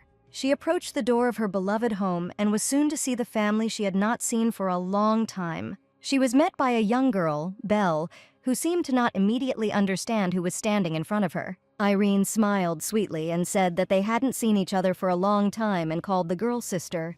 The sun's rays penetrated through the leaves of the trees, illuminating the path where the two sisters, long separated, met again, and their hearts beat stronger than ever, filling the air with warmth and joy. The sisters hugged each other as if they were never going to part, and tears of happiness flowed down their cheeks, washing them with waves of joy and gratitude. 3 boys appeared from the door, looking at their little sister in surprise and not believing that she had really returned. They ran up to Irene and happily threw themselves into hugs while she marveled at how quickly they had grown in that time. Brother Dave became so tall, and the girl Katie now had the longest hair. The sisters shared the news. The mother began to take even more medications, but there was no improvement. Molly's doctor, who was treating her, said that the pills were no longer helping the woman.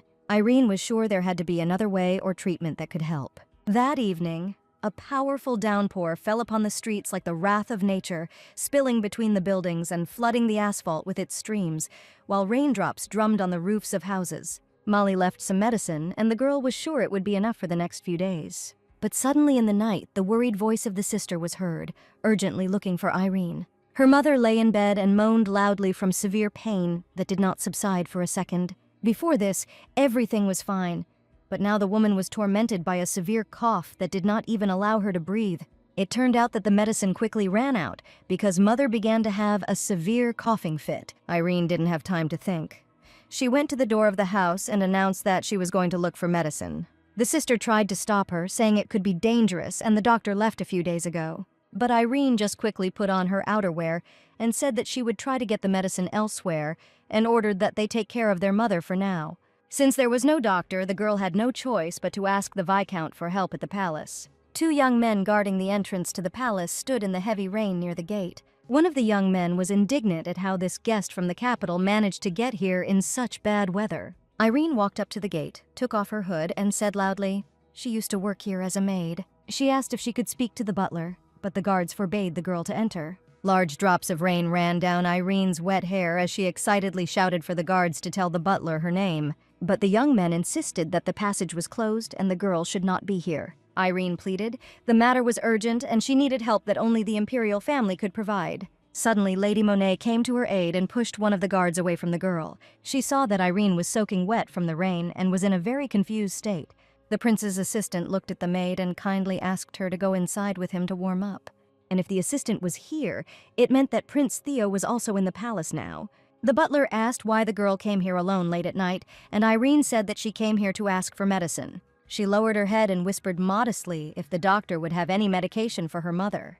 Theo seemed to sense that Irene would come here, and it was not in vain that he had come such a long way to the palace. He looked at Irene, who was crying from grief and helplessness, and wanted to tell her important words. She looked at the gentleman and quietly said again that she came here for medicine. The girl cried bitterly and said that her mother was feeling very bad right now, and there was no time to talk. Theo saw that the girl was very worried and needed his support and help, which he was always ready to provide for her. One of the servants was given the order to urgently bring the medicine, and the man ran to look for it. A few minutes later, he brought a tray with various bottles and asked what exactly the girl needed. Irene did not know the name of the medicine and said that her mother had a very bad cough and fever. Theo asked his assistant to urgently select a medicine for certain symptoms and bring it to him. He stood in front of the girl and asked her to wait a little so that she could calm down a little. He took her by the hand and said that he would take her home, but the girl did not want to cause the gentleman any inconvenience. Theo said he intended to ask Irene many questions,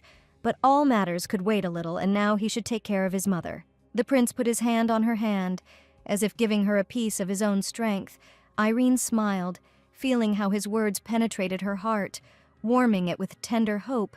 She realized that she was not alone, and next to her there was someone who was ready to support her in the most difficult moment, and she was grateful for the support that made her heart stronger.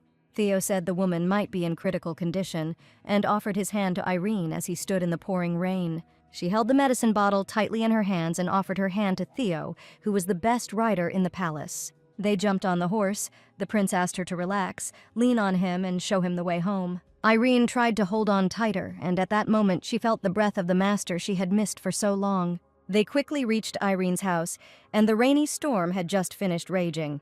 Theo gently helped the girl get off, and the moment they met eyes after a long separation, he felt that this fragile lady was very dear to his heart. They looked into each other's eyes for a while and could not tear themselves away. But screams were heard from the maid's house. It was the cry of a child, Irene realized. Her little brother had woken up, and the prince asked her to quickly go inside. The girl looked happily at the gentleman, clutching the treasured bottle of medicine tighter. She entered the house and saw excited children and her sister, whose eyes expressed fear and horror. Irene said she brought medicine and asked how mother was feeling and if it had gotten worse. Fortunately, during this time the coughing stopped, but the woman was now unconscious. The girl gave her mother the medicine and believed that in a moment she would feel better and would definitely recover. She understood that it was all thanks to the prince, and the first thing she did was go and thank him for his help. The girl slowly walked towards Theo, who had helped her a lot, and her heart was beating faster than usual because she was so happy and grateful. But the prince was the first to confess. He realized that he loved the girl much more than he could have imagined. Irene threw herself into the guy's arms with such passionate tenderness that he felt her heart beating in unison with his. She wrapped her arms around him, pressed herself closer to him, as if afraid to let go. Their embrace was full of passion, love, and tenderness, like two halves who had finally found each other, and at that moment in time, nothing else mattered except themselves. She pressed herself against his dear shoulder and whispered how much she had missed him all this time. His heart was beating hard, and he felt joy taking over his soul. Every moment without her seemed infinitely long. Every breath reminded him of her scent. Every sound reminded him of her voice. It was so hard for him to experience this separation, and he understood that Irene was special to him, and his life was full of bright colors only next to her. He decided to ask why the girl quit, and didn't talk to him about her decision. But Irene looked at the prince in surprise and said that she had not resigned from the imperial palace. She wrote a statement and was going to hand it in, but Prince Ivan gave her a day off, and the girl happily accepted his offer. The girl was going to take care of all the business at home and then return to work, and it turns out that her brother lied to him. He admitted that he thought she quit because she was so angry with him after their last meeting. But the girl just wanted to distance herself in order to think things over and make the right decision. Theo apologized for not stopping Basil's investigation, but it had not started out of any suspicion, and the prince knew that the maid was not a spy. He said that he would understand her anyway if the girl was disappointed or angry. Theo stood right in front of her with sad eyes and sincerely asked for forgiveness for everything he had done by mistake. Apologizing may not be easy, and Irene thought it would be difficult for the prince to do so because he was one of the important people in the empire. But this responsible step showed him from a different side, and Irene gently pressed her lips to his. A few days later, the prince sent a doctor to Irene's family to examine his mother. She had been unconscious all this time since Irene brought the medicine that terrible night. However, the doctor came out of Mother's room with a sad face and reported bad news. A few days later, Irene's entire family stood at the tombstone with her mother's name written on it. Theo sent her a letter. He promised to be there soon and suggested meeting at Viscount Easton's. Her body shook with strong sobs. Every breath was a blow that tore her heart apart, as if yesterday she saw her mother, smiling and surrounded by warmth that emanated from her. Like a ray of sunshine breaking through the clouds, now death had taken her, leaving behind emptiness and pain, and tears flowed down the girl's cheeks, mixing with her hair, which was already quite carelessly tangled due to her grief. She threw herself into Theo's arms, asking why he had only arrived now and had not been at the funeral. The prince asked for forgiveness for leaving the girl alone and promised never to leave her again. The next day, Theo lay next to Irene, who still couldn't stop crying bitterly. The girl said she was grateful that the prince had taken care of her since their first meeting, and Theo smiled, remembering how that day the maid had stood and sniffed his shirt in his office. But the maid smiled and said that they had met much earlier, and the master was very surprised at that moment. Irene said they first met before he went to war, when Theo wrapped a handkerchief around his wounded leg, and after that, they met in the garden on a bench where she was sitting. Theo took her by the shoulders and asked if it was really Irene in front of him that day, and he couldn't believe his ears. He remembered the wound was serious, so he used his handkerchief to wrap his leg. And so first he met Irene, and his acquaintance with Sonia happened much later. He asked her if she remembered the day they were at the temple for the Queen's farewell ceremony. That day, Moneta saw something strange, and that's when Theo saw a strange light during the ceremony. He appeared on Irene, and this meant only one thing. A divine manifestation lives in the girl. She laughed and didn't believe his words, but Theo insisted that all this really happened. Now he understood that the master had survived the war only thanks to his meeting with his divine avatar. After he returned to the palace, he knew that he had met Irene, but he wasn't sure if it was her then. But now he is absolutely sure that the girl was his real avatar. Theo looked at the girl and said that they were urgently going to the capital with her brothers and sisters to finally find out the whole truth. Irene didn't understand what was going on, because she was just an ordinary maid who was very confused in her life. Irene's brothers and sisters looked in surprise at the new place where they would now live. The girl looked at the house with admiration and wanted to quickly thank the prince for preparing such a beautiful home for them. Monet said that this house was not the best and they would have to be patient for a while. But the maid was happy and said that this house was beautiful. She said they would need to go to the temple where Prince Theo was already waiting for her for the ceremony. He saw a nice girl and asked if the long journey had tired her, but Irene was fine. The heroine asked if all the temple ministers knew about everything and who else would be present at the ceremony. But it turned out that this was a closed part of the temple, which no one else could enter. Basil apologized to the lady for causing her inconvenience, and the priest approached Theo. It was a man named Chent. He bowed, greeted the master, and was ready to perform the ceremony. This priest was Basil's father, and it was he who was to perform the important ceremony today. The man could not believe that the chief priest he followed and trusted would turn out to be a liar. Everything was already ready for the ceremony. Those present proceeded to the temple and were going to begin right away. They entered the hall, and the priest asked Irene to stand in the center of the circle drawn on the floor. He announced the beginning of the ceremony and asked everyone present to remain silent. Chent said that if the lady was feeling well and ready to begin, she could come to the center of the circle. He looked at the girl and said that he was very worried about the ceremony that was taking place now. According to His Highness, Irene was a true divine avatar, and they had to deceive the church to get here. The man was also scared, but they all had to find the truth together, which had been hidden for a long time. The priest folded his hands, closed his eyes, and began to recite a prayer as Irene walked slowly into the circle. The light that illuminated the room was so bright that everyone had to close their eyes for a moment. The girl stood in the center of the circle, illuminated by a magical glow that emanated directly from her. Theo looked and couldn't believe what was happening. Could it be that the assistant had seen the same thing that time? A couple of minutes later, Irene fell to the floor from the sudden weakness she felt throughout her body. The prince hurried to lift the girl into his arms, but accidentally saw a strange mark on her leg. He was sure that this inscription had not been there before, and it had definitely appeared right now during the ceremony. The priest looked at her leg and said that now everything was crystal clear to him, and before their eyes a divine seal appeared on the girl's leg. This meant that Irene was indeed a divine avatar, but the Emperor trusted the temple very much. And if Theo was now permanently linked to Irene, then they had faked the results of the revelation. All present bowed before Irene, but Theo asked the priests to stand up. He said he understood. They were just following the orders of the head priest and would not blame them, especially since one of them is Basil's father. And besides, they helped conduct the revelation ceremony for Irene. The prince warned, "He will keep his word, but now the priests may lose their jobs." After the ceremony, Theo and Irene walked with Evan, and the prince was about to tell his brother the whole truth. He said that he and the girl had just returned from the temple, and the divine avatar that the church had appointed was not real. The real divine avatar stands right in front of him, and it is their ordinary servant, Irene. Evan was surprised and immediately asked why they were so sure, and if there was any evidence. The maid lifted the hem of her dress and showed her leg, on which from that day on the divine seal was adorned. She said it was the divine seal of the avatar that appeared to her after the ceremony in the temple. Theo said he knew that the revelation could happen after a special ceremony, so he took the girl to the temple, and according to the priest who performed the ceremony, the inscription was in the divine language. The fake church ceremony was secret, the head priest was not there, and only then did he declare that the revelation had taken place. But this girl never showed any signs of being Theo's divine avatar. Evan listened to his brother, considered it all complete madness, and asked who else knew that Irene had a revelation. Irene was unsure, but said that perhaps only the Marquis of Tilford might yet know about it. It turned out that Hales had been trying to hint to the prince for a long time, and at one point began to bring reports on how the temple manages donations, and it turned out that some of the temple's projects, where the money was sent, were not real, and it seems that the funds were stolen, but there is not enough exact evidence of this.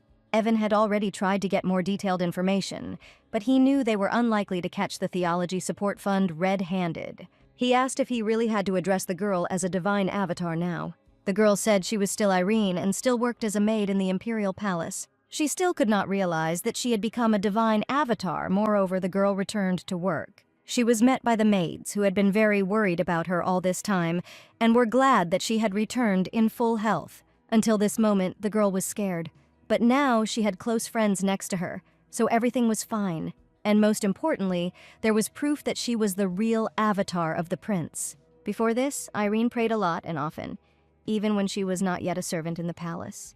And even after she was hired, she still continued to pray and thank the Almighty. When she first met the prince, she often prayed for him to return from the war alive, and her words must have been heard then through revelation. Prince Theo walked through the door, very happy to see Irene back in the Imperial Palace. He asked her if she had shown this sign to anyone, took out a bandage and said that he would bandage it for a short time so that no one else could see it. Irene was curious as to why the divine seal appeared on her leg and not somewhere else, and she assumed that perhaps this happened because the ankle was the first place that the gentleman touched when they first met. The maid glowed with happiness as she told him about their meeting and the appearance of the divine sign. Theo said he tried to forget that day because it brought back a lot of bad memories and he lost a bet to his brother. Irene could feel that the young man was worried because he couldn't remember the day of their first meeting. And now he looked so scared. He hugged the girl tightly, and now Irene knew what kind of person he really was, what he felt and what he experienced. She pressed her face against him and understood that Theo did everything only for her and never deceived her. The girl became embarrassed and said that she was still not used to being in her new position as a divine avatar. Theo understood that the girl might be scared because of the upcoming unknown future. She admitted that it was a little disturbing and affecting her, and the prince kissed Irene tenderly on the cheek and said that everything would be fine now. Soon after this, unexpected news reached His Highness, and he was furious. In front of him stood Sonia, who wanted to come in person and tell him everything in detail about Theo. The prince took Irene by the hand and asked if she was ready to go with him and tell everyone the truth. His Highness the Prince and Irene entered the hall where the Emperor, his subjects, and the girl Sonia were. The father asked Theo for what reasons he had rejected Sonia again, and the prince confidently declared that the maid who was now standing next to him was his true beloved girl. The father was indignant that the prince had rejected the divine avatar for the sake of a simple servant, but Theo shouted that this girl was his real avatar. All his life he could not do anything of his own free will, but only obeyed the will of his father, and did not even have the opportunity to independently choose a loved one. Evan suddenly intervened in their conversation and loudly declared that the emperor did not know much. He brought documents that confirmed the fact of corruption and betrayal in the temple. Not long before this, a young man came to Evan and told him the whole truth. But he wanted to stay away and gave the prince papers that, according to him, were supposed to help reveal the whole truth. It contained all the information he could gather about the temple's finances, and Evan realized that it could seriously undermine the temple's position. It turns out that Hales already knew about Irene and provided these documents not in order to make a good impression on the future emperor. He gave the documents to the prince and said he had done everything in his power to reveal the truth. And he asked to protect this beautiful, kind girl who had experienced so many events in every possible way. Evan loudly stated that some of the church's projects were fictitious, and one of those projects was Lady Sonia Dale. Father insisted that funds were also allocated to help the divine avatar, and that this was the work of the temple, but Theo interrupted him. Sonia was never a divine avatar. The emperor rose from his throne and, unable to contain his anger, shouted that his son did not dare insult him. Sonia intervened in the dialogue and angrily said that the prince dared to insult the temple with his actions. The lady was very angry and claimed that the revelation that had come to her had been announced in the church, and they had no right to go against it. Theo asked Irene to unwind the bandage on her leg and show everyone the sign, which was a real divine seal. The prince said the seal appeared after the ceremony and is proof. Proof that Irene is the real divine avatar and Sonia is just a fake. Theo stated loudly he was completely sure that the maid was his real avatar. Evan suggested that if his father still had doubts, then Lady Sonia should provide her evidence. But the girl was only a false incarnation and could not do this. The temple tried for a long time to achieve a high position and even dared to encroach on the powers of the imperial family. They used what happened to Theo and replaced the real avatar with a fake one. He looked at Sonia, who stood to the side, and tearfully said that she simply loved the master. His Highness turned to the maid and politely asked the girl's name again. He admitted that he didn't really know what was going on and that he had acted quite stupidly towards her. The emperor sat down on one knee, looked at the maid, and asked her to forgive him for his rash actions. He promised to punish with all cruelty the temple that had kept silent about the identity of the real divine avatar. Irene smiled and asked the man who was the father of her beloved young man to stand up. At that moment, Princess Lauren ran into the hall screaming that she knew everything and could not believe it. She hugged the girl and was very happy to learn that all the news was true and the maid was a real avatar. Evan thought about it and made a decision. From this day on, they declare war on the temple and no other options are accepted. The prince announced that Irene would no longer work as a servant, and the girl did not expect to hear this at all. He asked the butler to bring him what he asked for. It was a special key that gave the girl the status of their honored guest. Evan couldn't allow the divine avatar to live in a squalid house, so the 2-room apartment with its family would now live in the palace. Before that, Irene didn't know what it meant to receive a key, but now she was served by servants who were her friends and shared her joys and sorrows with her. The order was given that the lady should change her clothes immediately, and after a while Irene stood in a luxurious dress and could not believe that this was actually happening to her now. She felt awkward when Evra helped her and tried to convince her that she didn't need help and could do everything herself.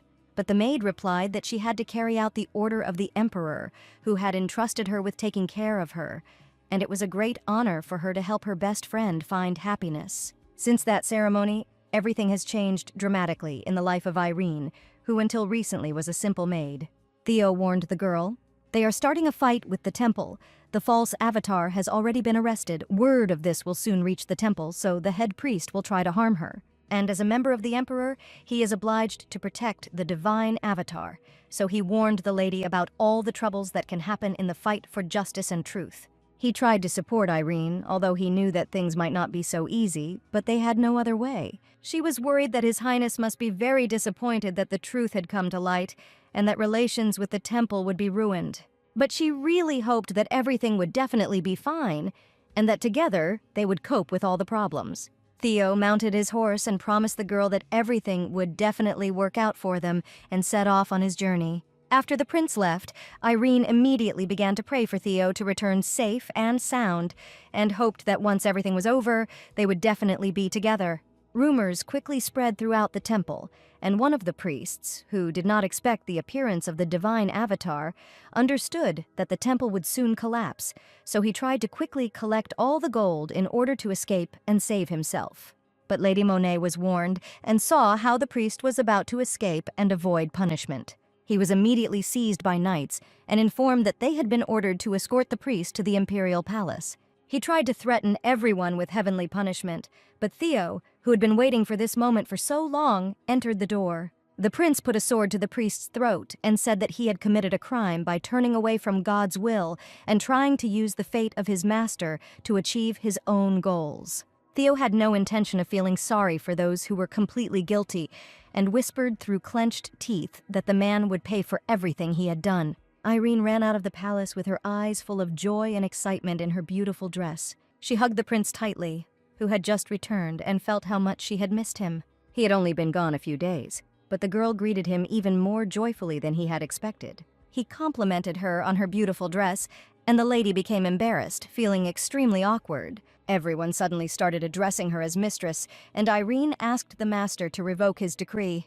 Theo said he would not allow her to be treated like a servant anymore, and it would not be like that again. So he pretended not to hear this request and tenderly kissed his beloved girl. After Irene became the divine avatar, all the maids began to treat her differently and found it incredible that an avatar was among them. The prince asked the lady not to worry anymore about being noticed and thought it was nice to meet here. Irene took his hand and gently asked if the gentleman would like to go with her to the bedroom.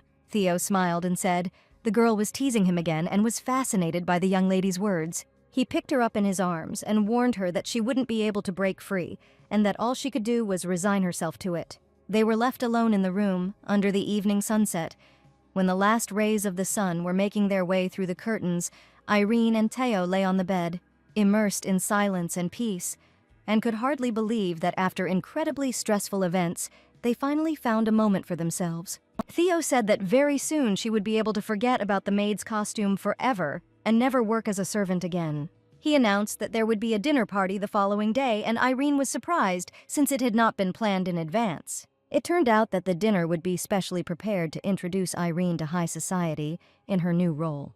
Irene began to worry that she was not mentally prepared for such an event, but Theo hugged her and said that as long as she was near, she should not worry about anything. He said that tomorrow she should be helped by a person who would come for her at about the same time. Princess Lauren burst into the girls' room the next morning and loudly announced that it was time to prepare for the event. There was not much time to prepare, and all the servants were hanging around Irene from early morning. Irene stood in a luxurious dress, and her presence was enveloped in an atmosphere of sophistication and elegance. The exquisite curves of the dress framed her figure, giving her grace and sophistication. And the color of the dress emphasized her natural beauty and gave her nobility and sophistication. Holding his breath, the young man saw his beloved in a beautiful dress, and at that moment, when his eyes met her image, time seemed to stop. He could not take his eyes off her graceful figure, which the dress emphasized with incredible grace. As he approached her, he couldn't help but compliment her and said how beautiful she was, how the dress looked great on her, and how amazing she looked in that outfit. And his words were filled with sincerity and love. He offered his hand to the girl and said it was time to introduce everyone to his real divine avatar. His Highness the Emperor arrived for a gala dinner with Princess Lauren and Prince Evan. The prince and Irene walked through the hall. Their presence attracted the attention of all the guests. They looked like a perfect couple, combining grace and nobility. The prince radiated confidence and strength, causing admiration in everyone who sees him, and in his eyes one could see the tenderness and love that he feels for his beloved. Before the dinner began, the emperor was about to make an important statement and said that a temple subject to a deity must be subject to him in everything. He said that the temple had deceived the empire by presenting a false divine avatar, and they had managed to deceive him and the entire family. They had thrown dust in the eyes of the imperial family, acting for their own reasons, calling the whole incident a terrible crime. The guests were shocked by what they heard, and the emperor promised to sort things out and punish all those responsible. He informed those present that there was now a real divine avatar in this hall, and they were ready to introduce him. The truth of this incarnation was proven at the revelation ceremony, and there is proof of this, the presence of a special seal on the girl. Several days had passed since Irene's confession, and that evening the girl was walking down a dark prison corridor. From all the cells, people raised their hands to her and asked the lady to pardon them for the crimes they had committed. But she came here to see a certain person who had been imprisoned quite recently. Sonia looked up at the girl and said that she had no idea that Irene was truly a messenger of the Almighty. But now she stands before her and looks at her as if she were a nobody who was punished for a crime. Irene said that what she really wants is to let the girl out of this terrible place. She admitted that she does not consider her a villain and just wants to help Sonia, who cursed her for appearing in the master's life. Sonia said that she always envied the maid, and every time her heart broke into 1,000 pieces, because the prince truly loved her very much. Although she was not his divine incarnation, Irene sat down on her knees opposite her and said that they had a lot in common and were actually very similar. The girl learned information about Sonia that helped her understand her better as a person. She could never rely on her parents, brothers, or sisters. Since childhood, Sonia worked for her family and the temple, but they only used the little girl. And Sonia was always just a puppet in the hands of adults. Since she had no one to rely on, she had no choice but to follow their lead. Therefore, Irene did not consider her a villain. Rather, the girl was a victim whose feelings were taken advantage of. She wanted to give her a chance. When a person lives for someone, he often forgets about his own needs. But having received this chance, the girl will be able to understand what she really wants. Irene said that she would no longer be used by other people, and Sonia would finally be able to think about her own feelings. As it turned out, Irene, having become a divine avatar, began to feel more confident and stronger. And now it's time for Sonia to choose for herself what she really wants from her life. The tears she had been holding in all day began to flow down her cheeks like streams of rain on a window pane. She tried to hold herself back, but the pain inside was too strong. All the recent events, grievances, and disappointments had accumulated in her soul like an explosive mixture ready to explode, and Sonia felt her heart breaking into pieces. How every tear brought relief, but at the same time reminded her of how weak and defenseless she had been in the face of life's trials. A quiet groan escaped from her chest, and she understood that at that moment she just needed to let all the emotions out so that she could then gather strength and move on. On this beautiful, sunny summer day, fate again brought Irene together with a man who really helped her prove the whole truth. It was the Marquis. She asked him to spare a couple of minutes to talk. He said that fate itself showed him that Irene was a true divine incarnation and congratulated the girl on her new status. The Marquis congratulated Theo and Irene, and behind him, words of gratitude were heard from the prince. Irene stood on the balcony late in the evening and worried that Theo might get angry again and become jealous of her towards the Marquis. The prince thanked the Marquis and told the girl that she had coped well with all the difficulties. Irene said now that she was declared the Avatar, standing next to the master in front of so many people was very amazing. Theo promised that the girl would soon get used to such attention and said that she had become his true destiny. The prince whispered in her ear that she was the most beautiful girl in the whole world and he did not need another. Irene admitted that Theo was special to her from the very first meeting and she found him incredibly attractive. She looked tenderly into his eyes and thanked him for everything that the gentleman had done for her. Theo said that while they were apart, he felt so broken, as if all his life force had disappeared in an instant. That's why he admitted that he wants to see the girl every day and dreams that she will be with him all his life. The next moment, Irene heard words that brought tears to her cheeks, and the prince asked her to become his wife. The girl began to cry loudly, and the young man became worried that he had done something wrong. But in reality, her tears were from great joy, because she thought she would have to give up Theo. But now she knew how much he loved her. Irene stood in her wedding dress, her eyes shining with happiness and excitement, her hair adorned with a white veil that flowed smoothly down her back, and her smile was a bright and sincere embodiment of love and hope. The bride accepted the congratulations with delight and glowed with happiness on this special day. The maid said it was time to get ready to go out. Irene was standing on the threshold of a new destiny, and as soon as she opened the doors, the celebration would begin. She walked to the altar with only one thought: she would find the happiness she was looking for and would be able to give her love to the person who deserves it. When Theo saw the bride, his eyes filled with admiration and love, his heart beat faster, and a gentle smile appeared on his face. He stopped to carefully examine his beloved, and at that moment he seemed to forget about everything around him. The groom's gaze was full of awe at the beauty of the bride, and he realized that soon they would be together throughout their lives. Against the backdrop of a decorated altar, Irene and Theo exchanged rings, symbolizing their eternal unity. The rings glowing in the candlelight, as if reflecting the love and devotion that now bound them forever. And with each word of the vow, spoken with sincere trepidation, They touched each other's hearts, reminding themselves of their mutual promises to love and respect each other until the end of time. It was the beginning of a new chapter in their lives, full of love, respect, and mutual understanding.